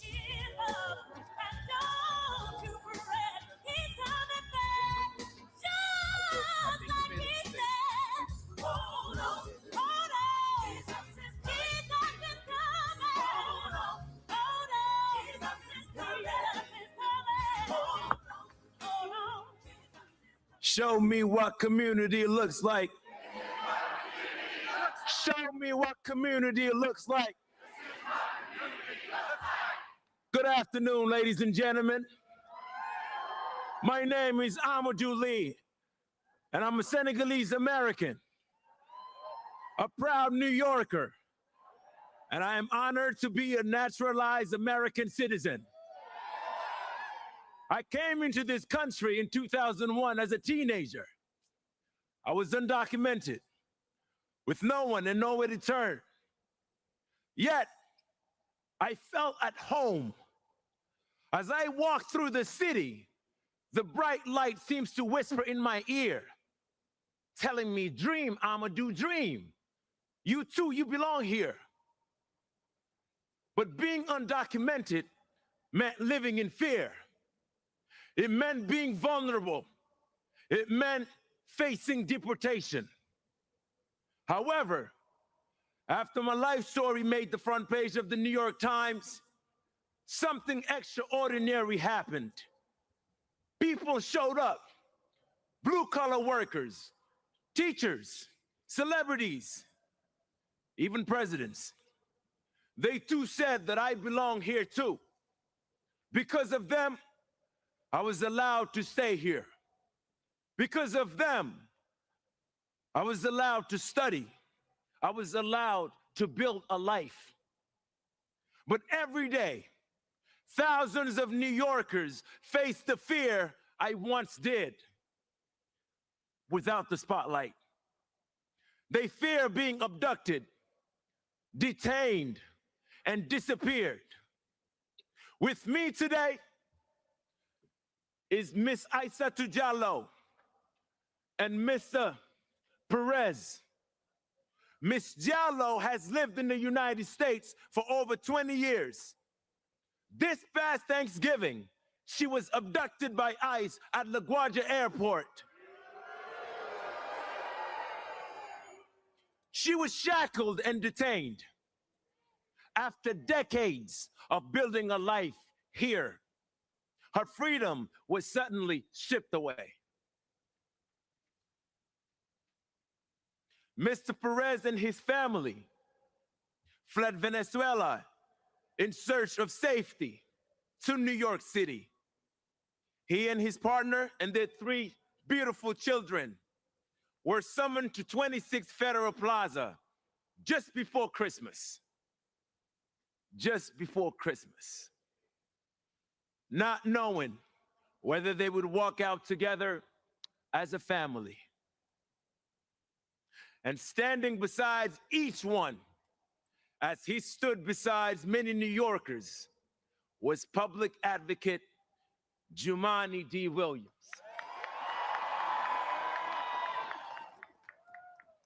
He used his position, he used his voice and his power, not for himself, but to defend people that are under attack, to speak to those whose voices are too often ignored. And because of that solidarity, because that leadership showed up, because the neighbors showed up, Miss Diallo and the Perez family can be here today with us. I would like to thank everyone who continued to stand with immigrant families in the face of fear and intimidation, and everyone who refused to look away. We are the proof that it matters. And we are reminded that advocacy can truly change lives. Because of the courage and compassion of New Yorkers, we stand here today at City Hall, ladies and gentlemen. Ladies and gentlemen, we are proud to swear in the people's voice, the people's champion, our public advocate, Mr. Jumaane D. Williams. Ladies and gentlemen, give it up for him.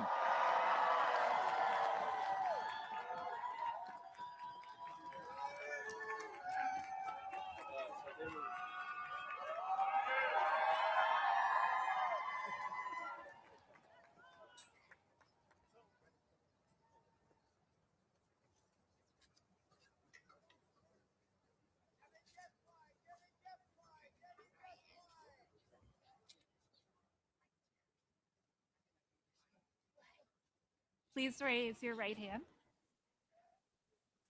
I, Jumaane D. Williams, I, Jumaane D. Williams, do solemnly affirm do solemnly affirm that I will support the Constitution of the United States that I will support the Constitution of the United States, and the Constitution of the State of New York, the Constitution of the State of New York, and that I will faithfully discharge the duties and I will faithfully discharge the duties of the Office of Public Advocate for the City of New York, of the Office of Public Advocate for the City of New York, according to the best of my abilities. according to the best of my ability. Congratulations.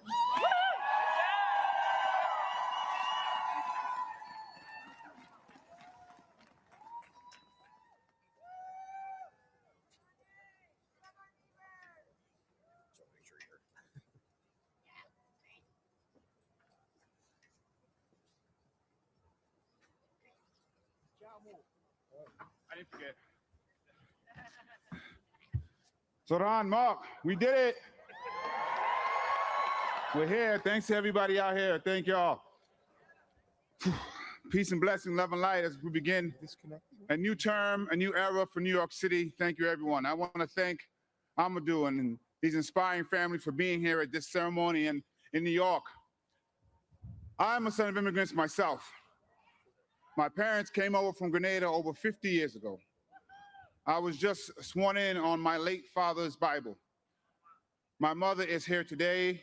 I'm so proud to have my family, my wife and my children and my sister and my mom, everyone standing with theirs.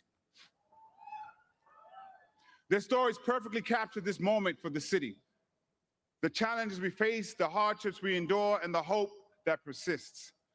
Those realities are often in tension because this is a time and a place of contradictions. One where even as the federal government drives us to despair, local leadership can invite inspiration. When this celebration at City Hall is only blocks from tribulation at Federal Plaza. When the relief that these families are still united comes as so many are being separated. And this sense of contradiction carries across the 5 boroughs. This is a city of enormous wealth and enduring poverty, of the greed of some and the generosity of many, of darkness and of light. And I've seen the darkness, of course, yet I look out on New York today and I see so much light. These contradictions mean we can at once love our city as it is and challenge its flaws, not as a reason for pessimism, but a call for activism. As public advocate, I've tried to be an activist elected official, someone who pushes back. Now I see the chance to push forward.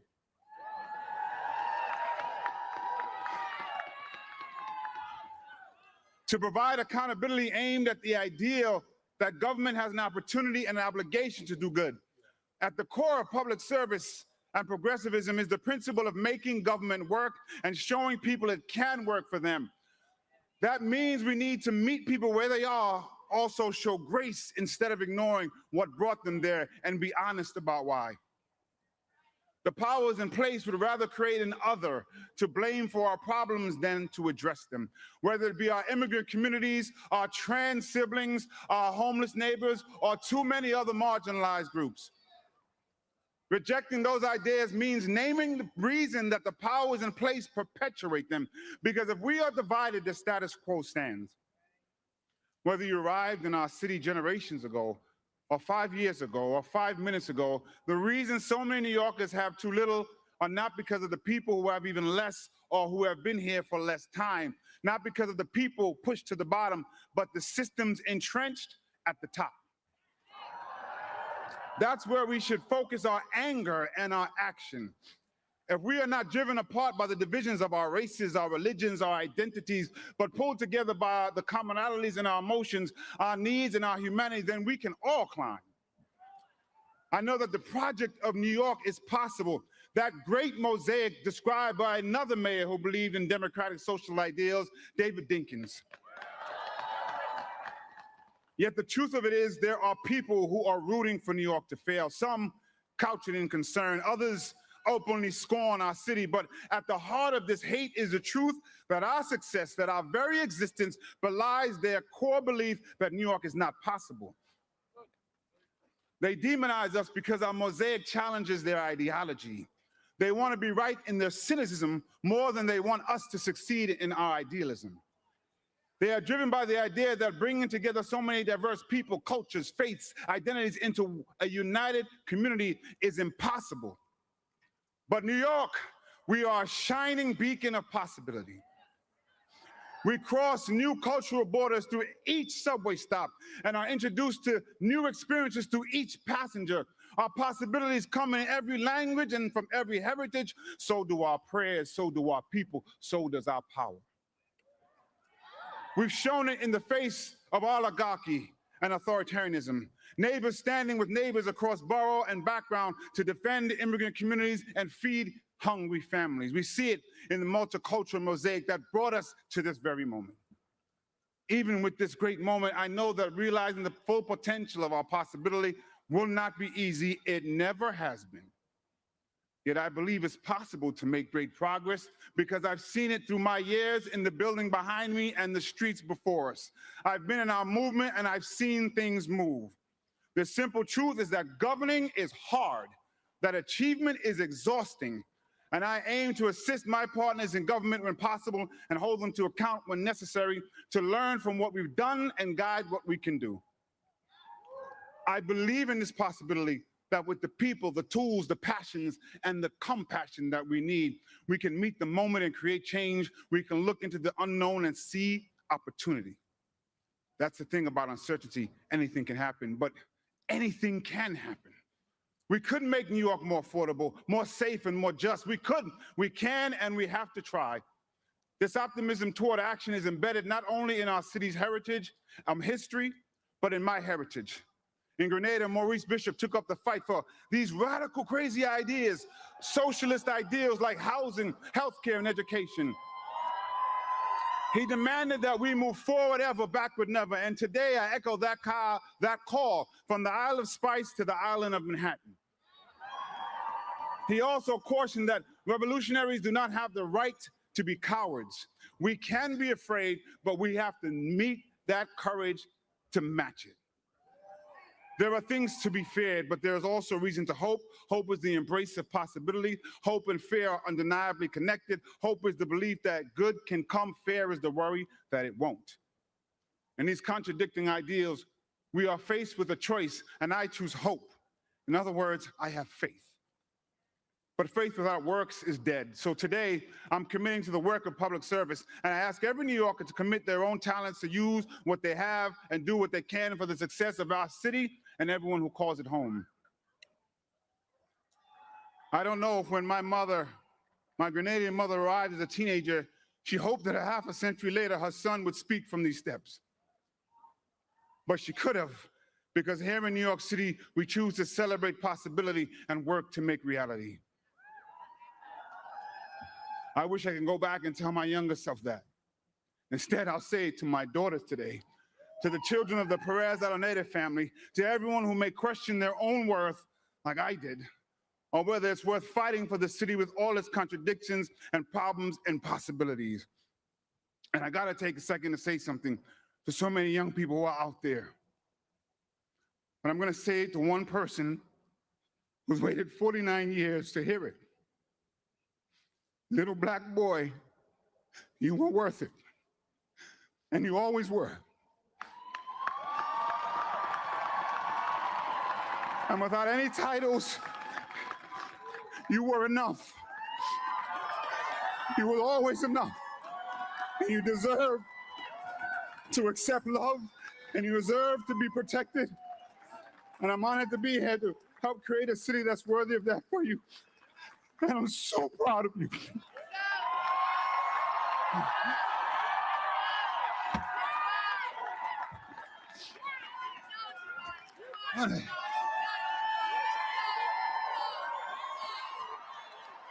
So just hold on, we're gonna be all right. We're gonna be all right. I'm so proud of you.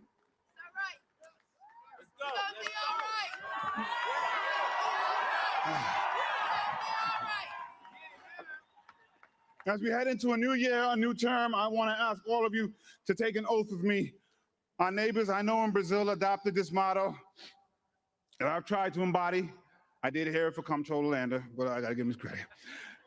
That no one let go of anyone's hands, because if we're all connected, we can't lose anyone.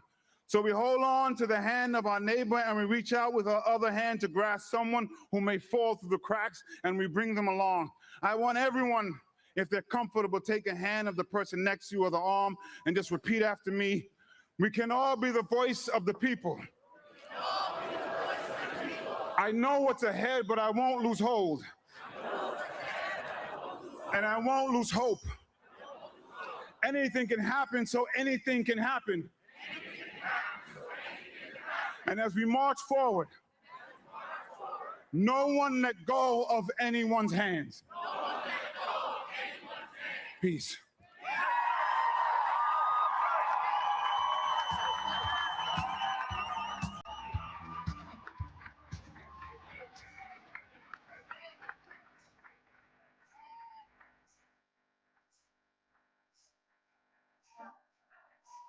To perform the labor anthem, Bread and Roses, please welcome to the stage Lucy Dacus.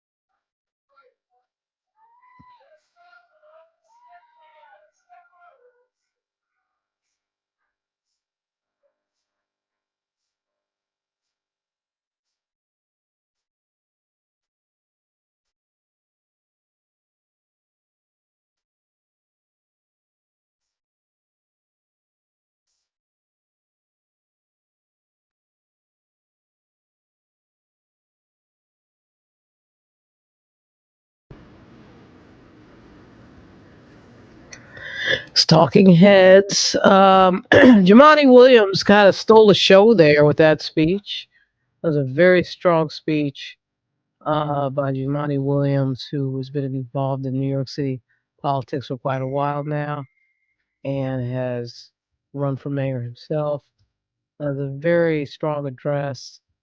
And it just, again, it reaffirms what I was saying before with regard to these younger politicians and their ability to communicate is just on another level.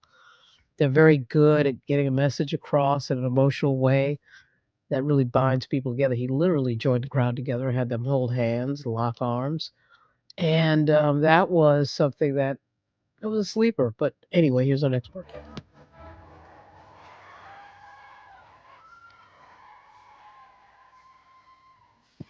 Hello, New York.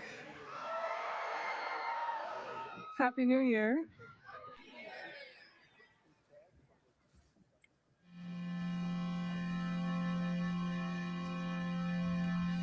As we go marching, marching in the beauty of the day, a million darkened kitchens, 1,000 mill lofts gray, are touched with all the radiance that a sudden sun discloses. For the people hear us singing, bread and roses, bread and roses.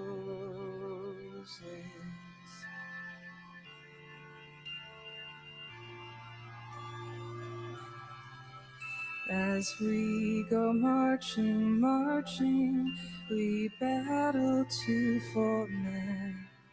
For they are women's children, and we mother them again. Our lives shall not be sweated from birth until life closes. Hearts starve as well as bodies. Give us bread, but give us roses.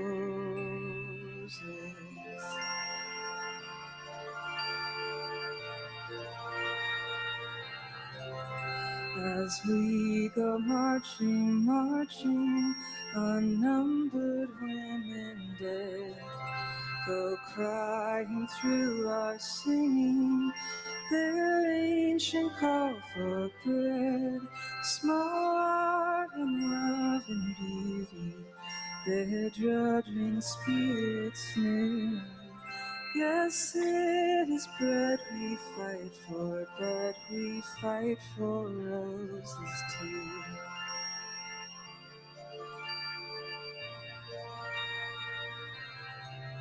As we go marching, marching, we bring the greater days. The rising of the women means the rising of the race. No more the drudge and idler tend that toil where one reposes, but a sharing of life's glories, bread and roses, bread and roses.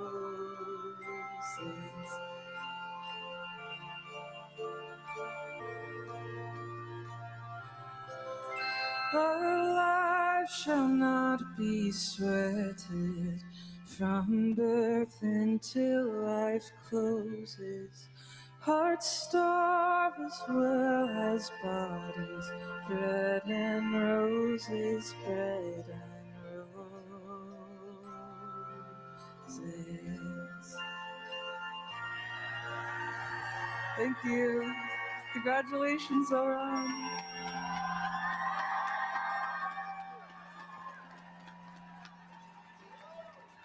Gather around, people, wherever you roam, and admit that the waters around you have grown, and accept it that soon you'll be drenched to the bone.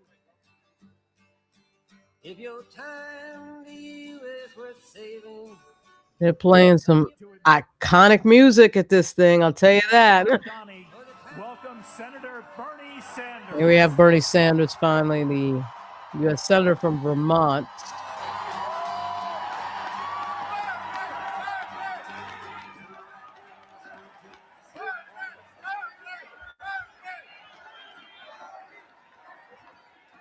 Thank you. Mr. Mayor, thank you very much for inviting me to what has been an extraordinarily moving and beautiful afternoon. And I'm here mostly to thank the people of New York City.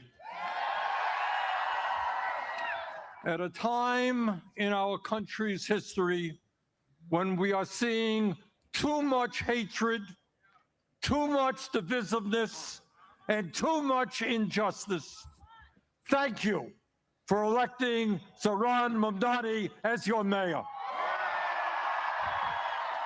New York, thank you for inspiring our nation.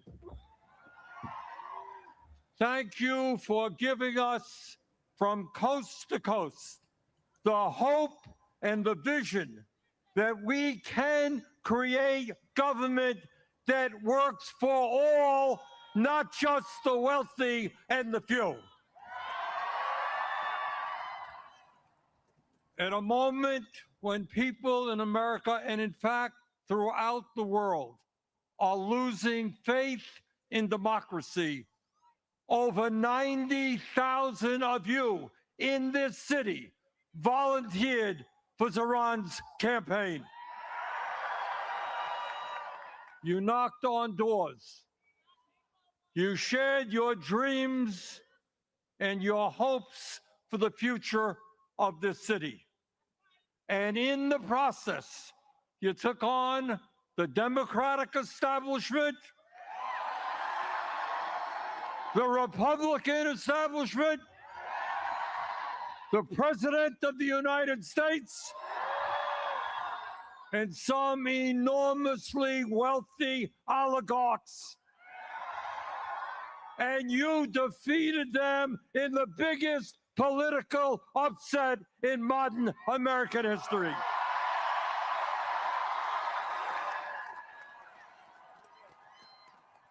You showed the world the most important lesson that can be learned today. And that is that when working people stand together, when we don't let them divide us up, there is nothing we cannot accomplish.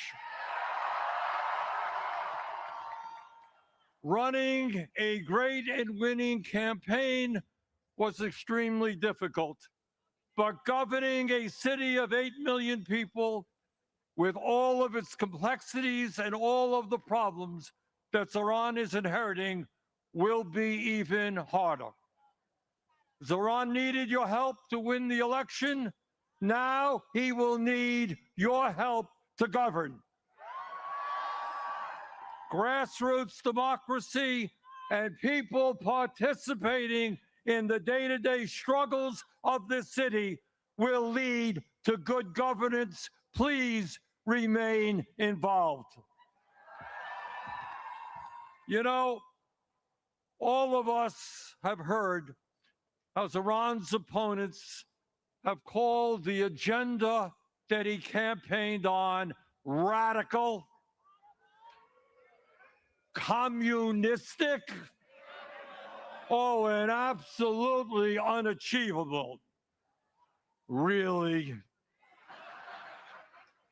That's not what we believe. In the richest country in the history of the world, making sure that people can live in affordable housing is not radical. It is the right and decent thing to do. And in the midst of a massive housing crisis, it is exactly what the people of this city and this country want and need. Providing free and high-quality childcare is not radical. Countries all over the world have done it for years. It is what our kids require if they're going to be well prepared for school and what working parents desperately need. It is, in fact, what every city in America should be doing. Free bus transportation is not radical. It will save workers time and money, protect our environment, and make the city more efficient. And making sure that every family in the city, regardless of income, has access to decent, quality food at an affordable cost is not radical. Good nutrition keeps us healthy, helps prevent chronic illnesses. In the long run, city-sponsored grocery stores will save society money. Lastly, and maybe most importantly, demanding that the wealthy and large corporations start paying their fair share of taxes.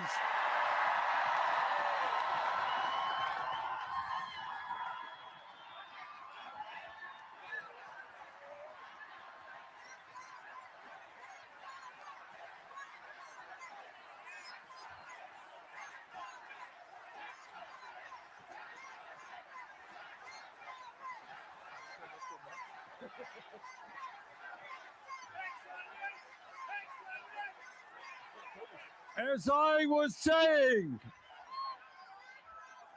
demanding that the wealthy and large corporations start paying their fair share of taxes. It's not radical. It is exactly the right thing to do. Today, while over 60% of our people in New York, people in Vermont, people all over this country are living paycheck to paycheck, we have more income and wealth inequality than we have ever had.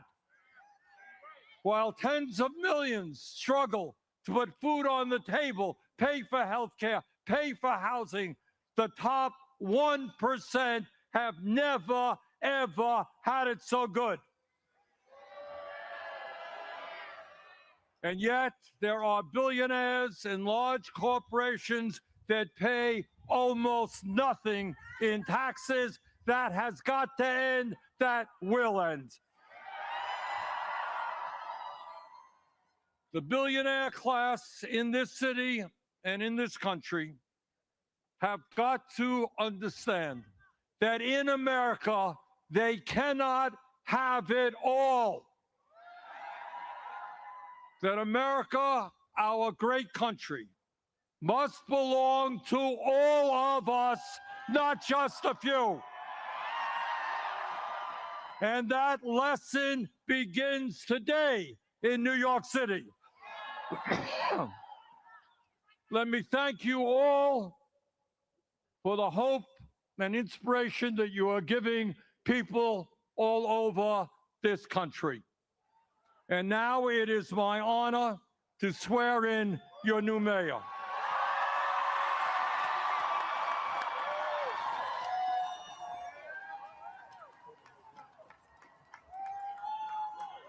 Vintage Bernie Sanders there. Biggest lines of applause so far. And here we have the ceremonial swearing in.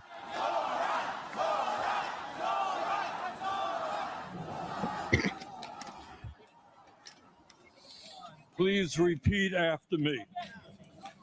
I, Zohran Mamdani, I, Zohran Mamdani, do solemnly swear do solemnly swear that I will support the Constitution of the United States, that I will support the Constitution of the United States, the Constitution of the State of New York, the Constitution of the State of New York, and the Charter of the City of New York, and the Charter of the City of New York, and that I will faithfully discharge the duties and that I will faithfully discharge the duties of the office of the Mayor of the City of New York, of the office of the Mayor of the City of New York, according to the best of my ability. according to the best of my ability. So help me God. So help me God.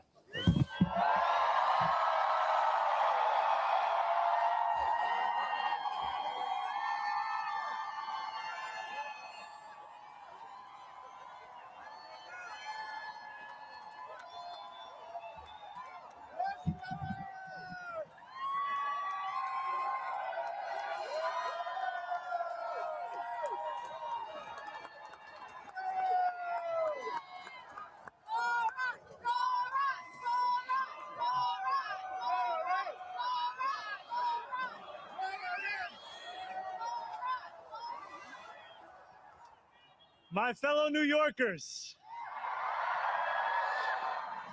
today begins a new era.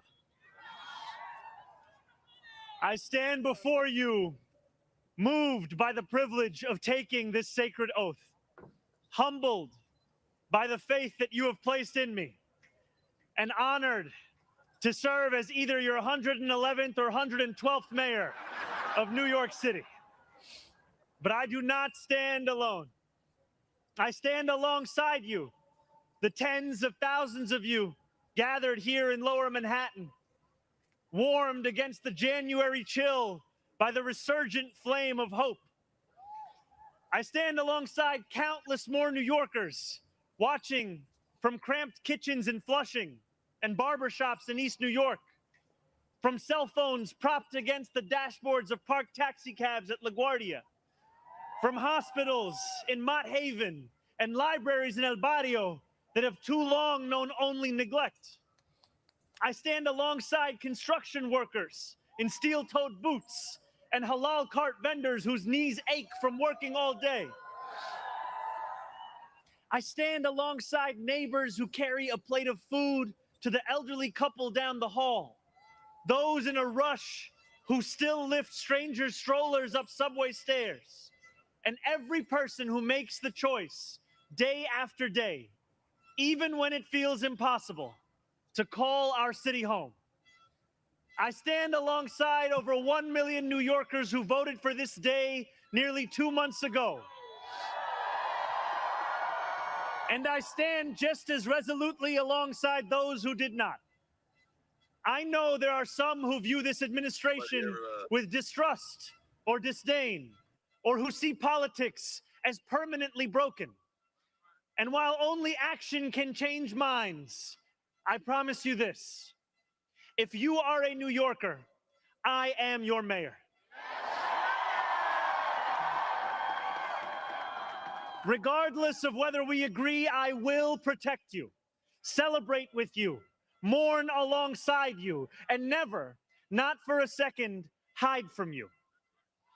I thank the labor and movement leaders here today, the activists and the elected officials who will return to fighting for New Yorkers the second this ceremony concludes, and the performers who have gifted us with their talent. Thank you to Governor Hochul. Thank you as well to Mayor Adams.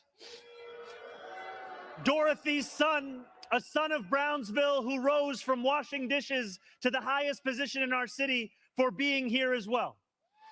He and I have had our share of disagreements, but I will always be touched that he chose me as the mayoral candidate that he would most want to be trapped with on an elevator. Thank you to the two titans who, as an assembly member, I've had the privilege of being represented by in Congress, Nidia Velázquez, and our incredible opening speaker, Alexandria Ocasio-Cortez. You have paved the way for this moment. Thank you to the man whose leadership I seek most to emulate, who I am so grateful to be sworn in by today, Senator Bernie Sanders. Thank you to my teams, from the assembly to the campaign to the transition, and now the team I am so excited to lead from City Hall. Thank you to my parents, Mama and Baba, for raising me, for teaching me how to be in this world, and for having brought me to this city. Thank you to my family, from Kampala to Delhi. And thank you to my wife, Rama.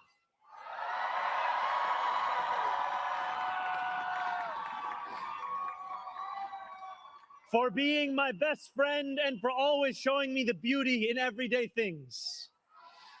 And most of all, thank you to the people of New York.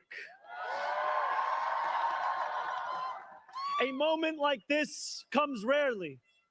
Seldom do we hold such an opportunity to transform and reinvent. Rarer still is it the people themselves whose hands are the ones upon the levers of change.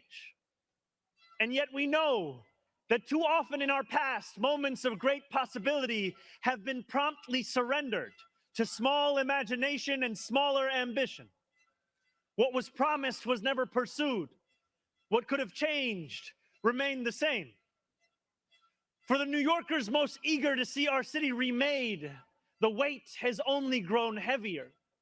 The wait has only grown longer. In writing this address, I have been told that this is the occasion to reset expectations, that I should use this opportunity to encourage the people of New York to ask for little and expect even less. I will do no such thing. The only expectation I seek to reset is that of small expectations.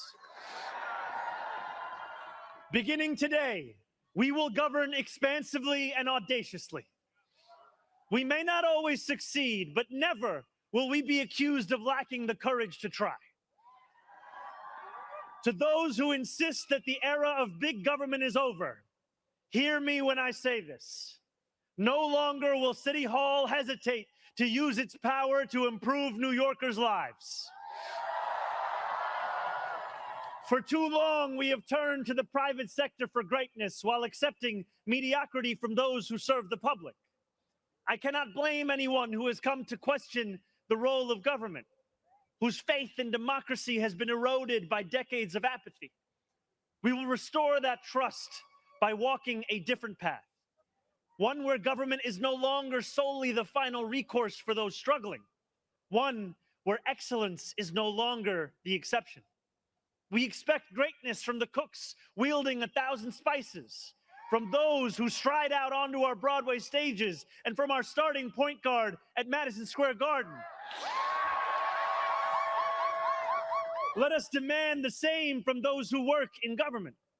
In a city where the mere names of our streets are associated with the innovation of the industries that call them home, we will make the word City Hall synonymous with both resolve and results. As we embark upon this work, let us advance a new question, a new answer to the question asked of every generation. Who does New York belong to? For much of our history, the response from City Hall has been simple. It belongs only to the wealthy and well-connected, those who never strain to capture the attention of those in power. Working people have reckoned with the consequences. Crowded classrooms and public housing developments where the elevators sit out of orders. Roads littered with potholes and buses that arrive half an hour late, if at all. Wages that do not rise and corporations that rip off consumers and employees alike. And still, there have been brief, fleeting moments where the equation changed. 12 years ago, Bill de Blasio stood where I stand now as he promised to put an end to economic and social inequalities that divided our city into two. In 1990, David Dinkins swore the same oath I swore today, vowing to celebrate the gorgeous mosaic that is New York, where every one of us is deserving of a decent life. And nearly 6 decades before him, Fiorella LaGuardia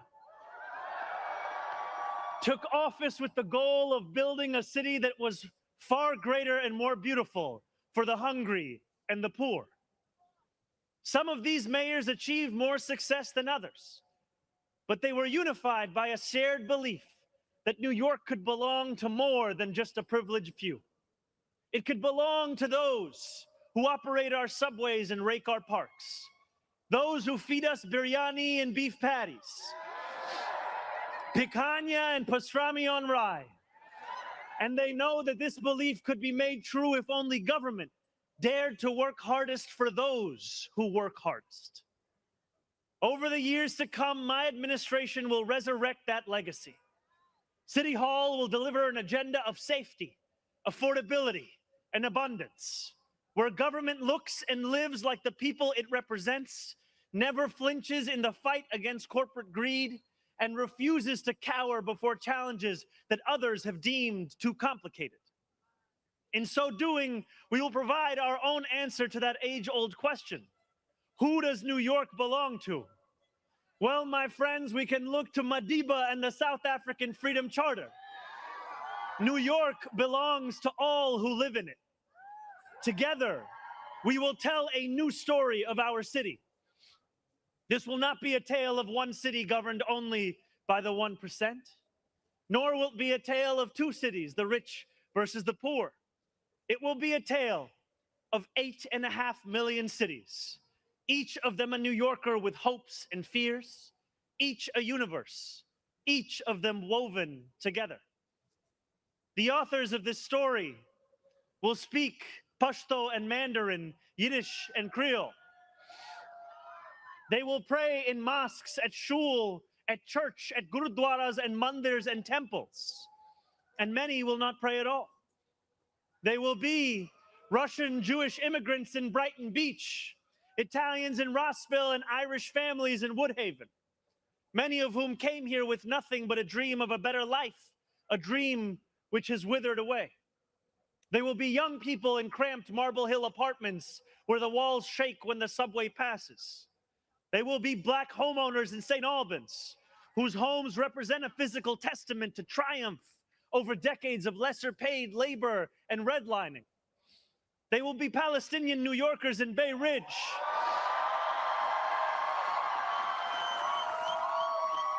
who will no longer have to contend with a politics that speaks of universalism and then makes them the exception. Few of these 8.5 million will fit into neat and easy boxes.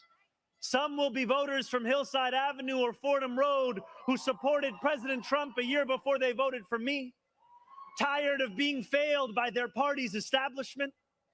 The majority will not use the language that we often expect from those who wield influence. I welcome the change. For too long, those fluent in the good grammar of civility have deployed decorum to mask agendas of cruelty.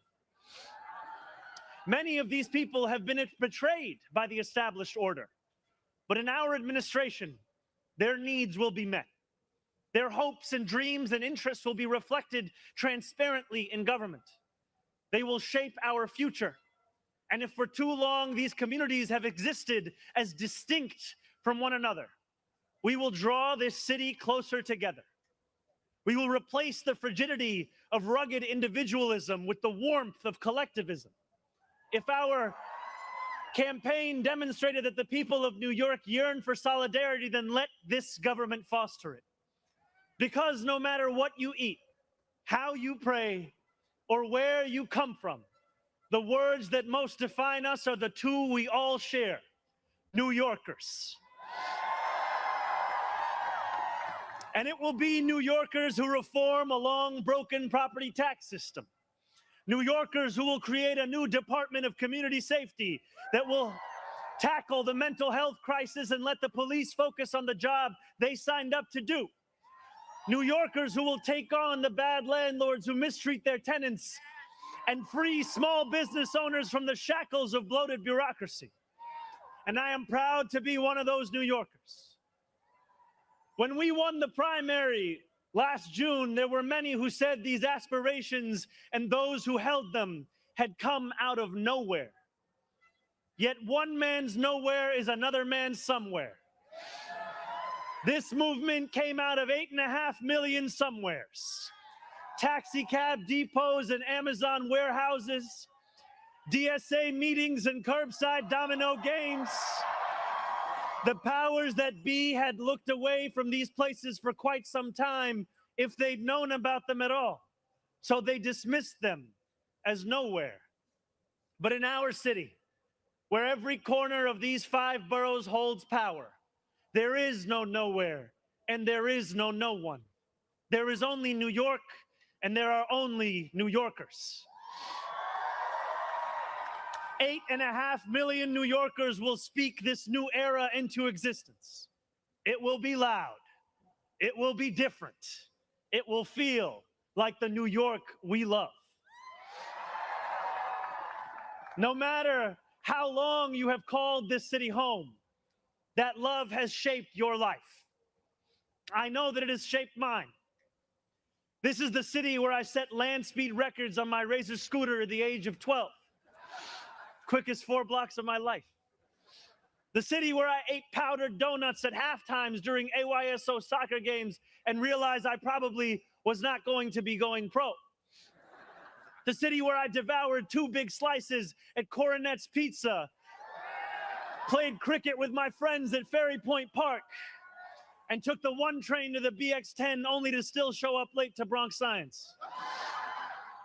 The city where I have gone on hunger strike just outside these gates.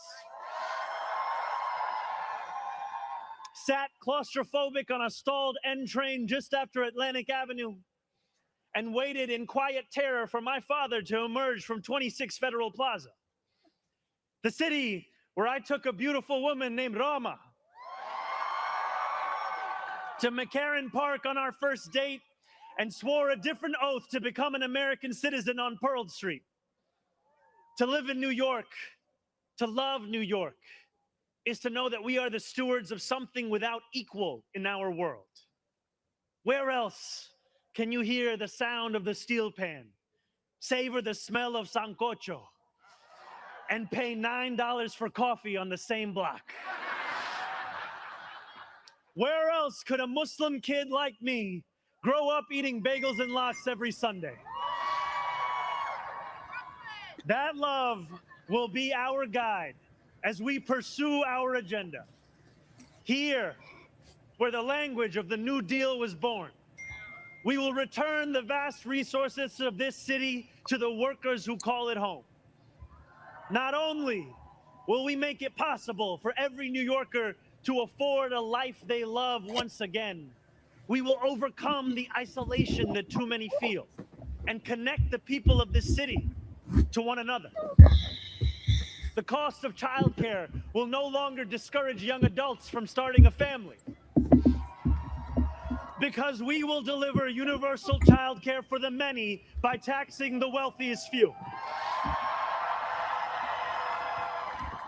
Those in rent-stabilized homes will no longer dread the latest rent hike, because we will freeze the rent. Getting on a bus without worrying about a fare hike or whether you'll be able to get to your destination on time will no longer be deemed a small miracle, because we will make those buses fast and free. These policies are not simply about the costs we make free, but the lives we fill with freedom. For too long in our city, freedom has belonged only to those who can afford to buy it. Our city hall will change that. These promises carried our movement to City Hall, and they will carry us from the rallying cries of a campaign to the realities of a new era in politics.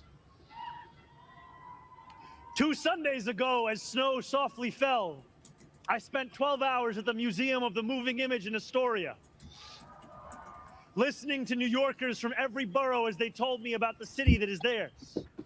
We discussed construction hours on the Van Wyck Expressway and EBT eligibility, affordable housing for artists and ICE raids. I spoke to a man named TJ who said that one day a few years ago, his heart broke as he realized that he would never get ahead here, no matter how hard he worked. I spoke to a Pakistani auntie named Samina, who told me that this movement had fostered something too rare: softness in people's hearts. As she said to me in Urdu, "Logo ke dil badal gaye hain." 142 New Yorkers out of 8.5 million. And yet, if anything united each person sitting across from me, it was the shared recognition that this moment demands a new politics and a new approach to power. We will deliver nothing less as we work each day to make this city belong to more of its people than it did the day before. Here is what I want you to expect from the administration that this morning moved into the building behind me. We will transform the culture of City Hall from one of no to one of how. We will answer to all New Yorkers, not to any billionaire or oligarch who thinks they can buy our democracy. We will govern without shame and insecurity, making no apology for what we believe. I was elected as a democratic socialist, and I will govern as a democratic socialist.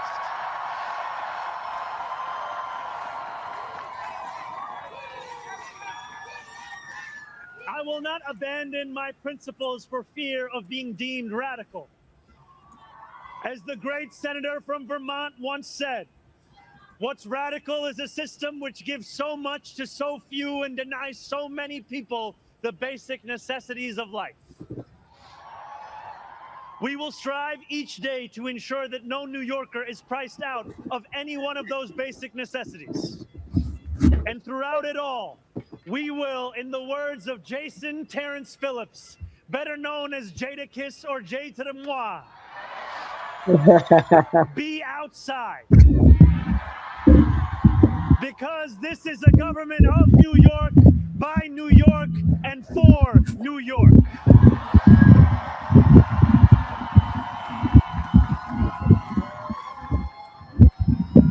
Before I end, I want to ask all of you, if you are able, whether you are here today or anywhere watching, to stand with me. I ask you to stand with us now and every day that follows.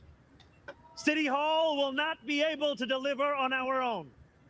And while we will encourage New Yorkers to demand more from those with the great privilege of serving them, we will encourage you to demand more of yourselves as well. The movement we began over a year ago did not end with our election. It will not end this afternoon. It lives on with every battle we will fight together. Every blizzard and flood we withstand together. Every moment of fiscal challenge we overcome with ambition, not austerity, together. Every way we pursue change in working people's interests rather than at their expense, together.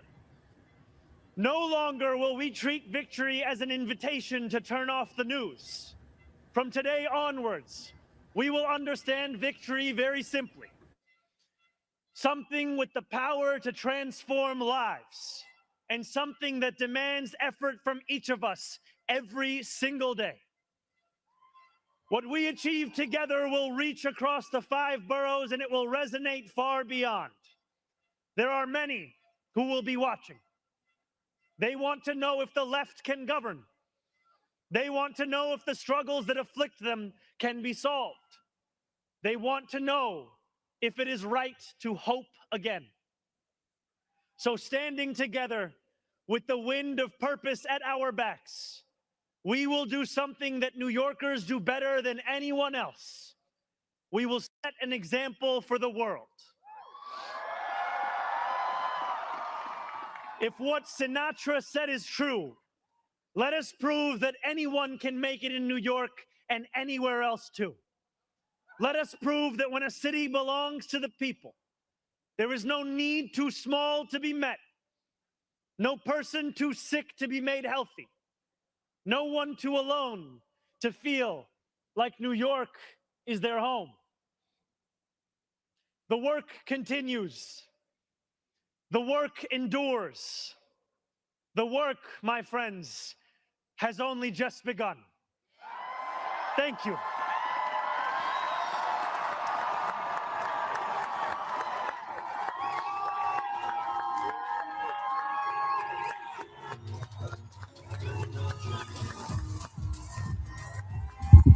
Well, that right there. If anybody had any curiosity as to whether or not Zohran Mamdani is going to govern as he campaigned, I think that question was certainly answered.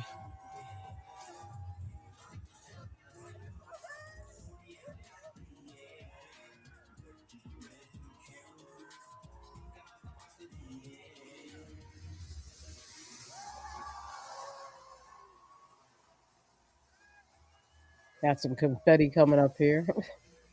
That's nice.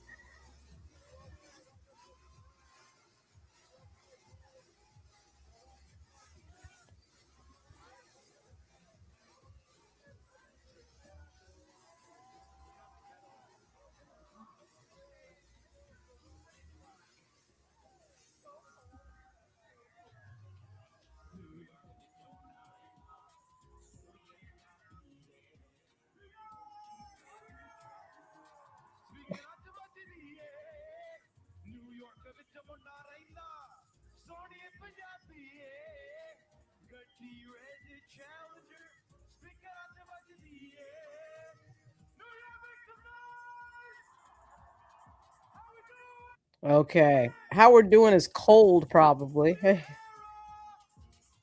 These folks have been out there for quite a while. They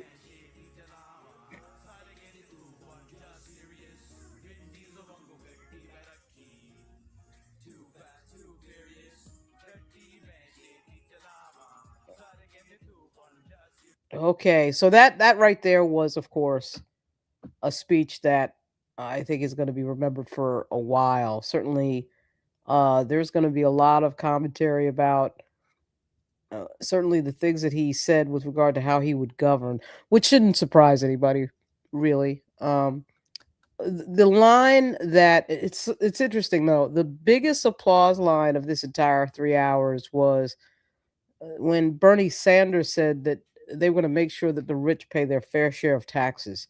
That got a very long applause to say the least, and probably was the biggest cheer that came from the crowd. There's some unbelievable messaging in here, as typical is typical for Zohran Mamdani. He has a habit of being really good at understanding what it is that people who voted for him want to hear. Like, he is very clear on what his messaging is, and there was a set of lines in there about how we expect excellence from everybody else. Why don't we expect it from our government?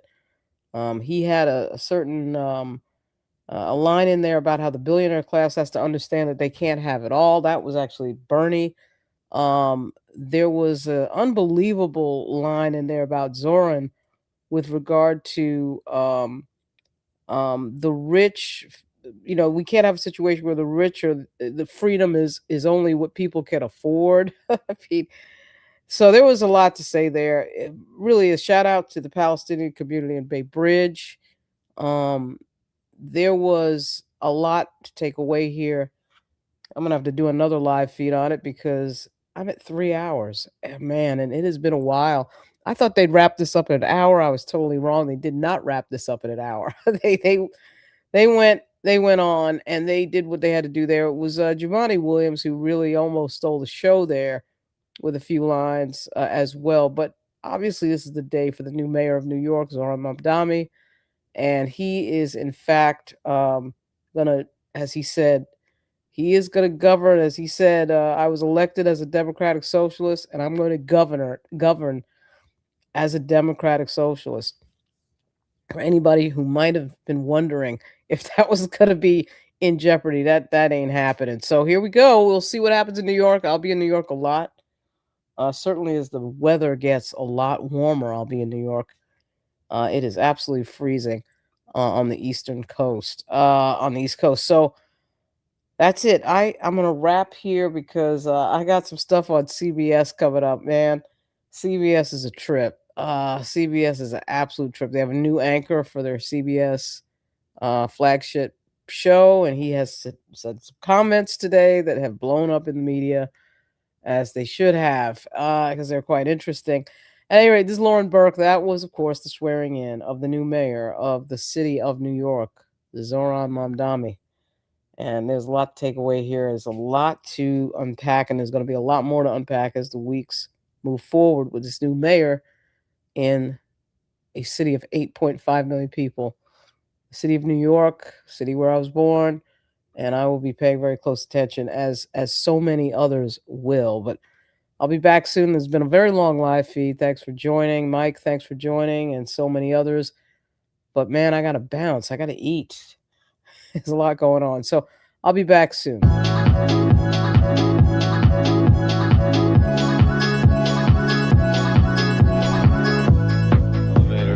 Somewhere.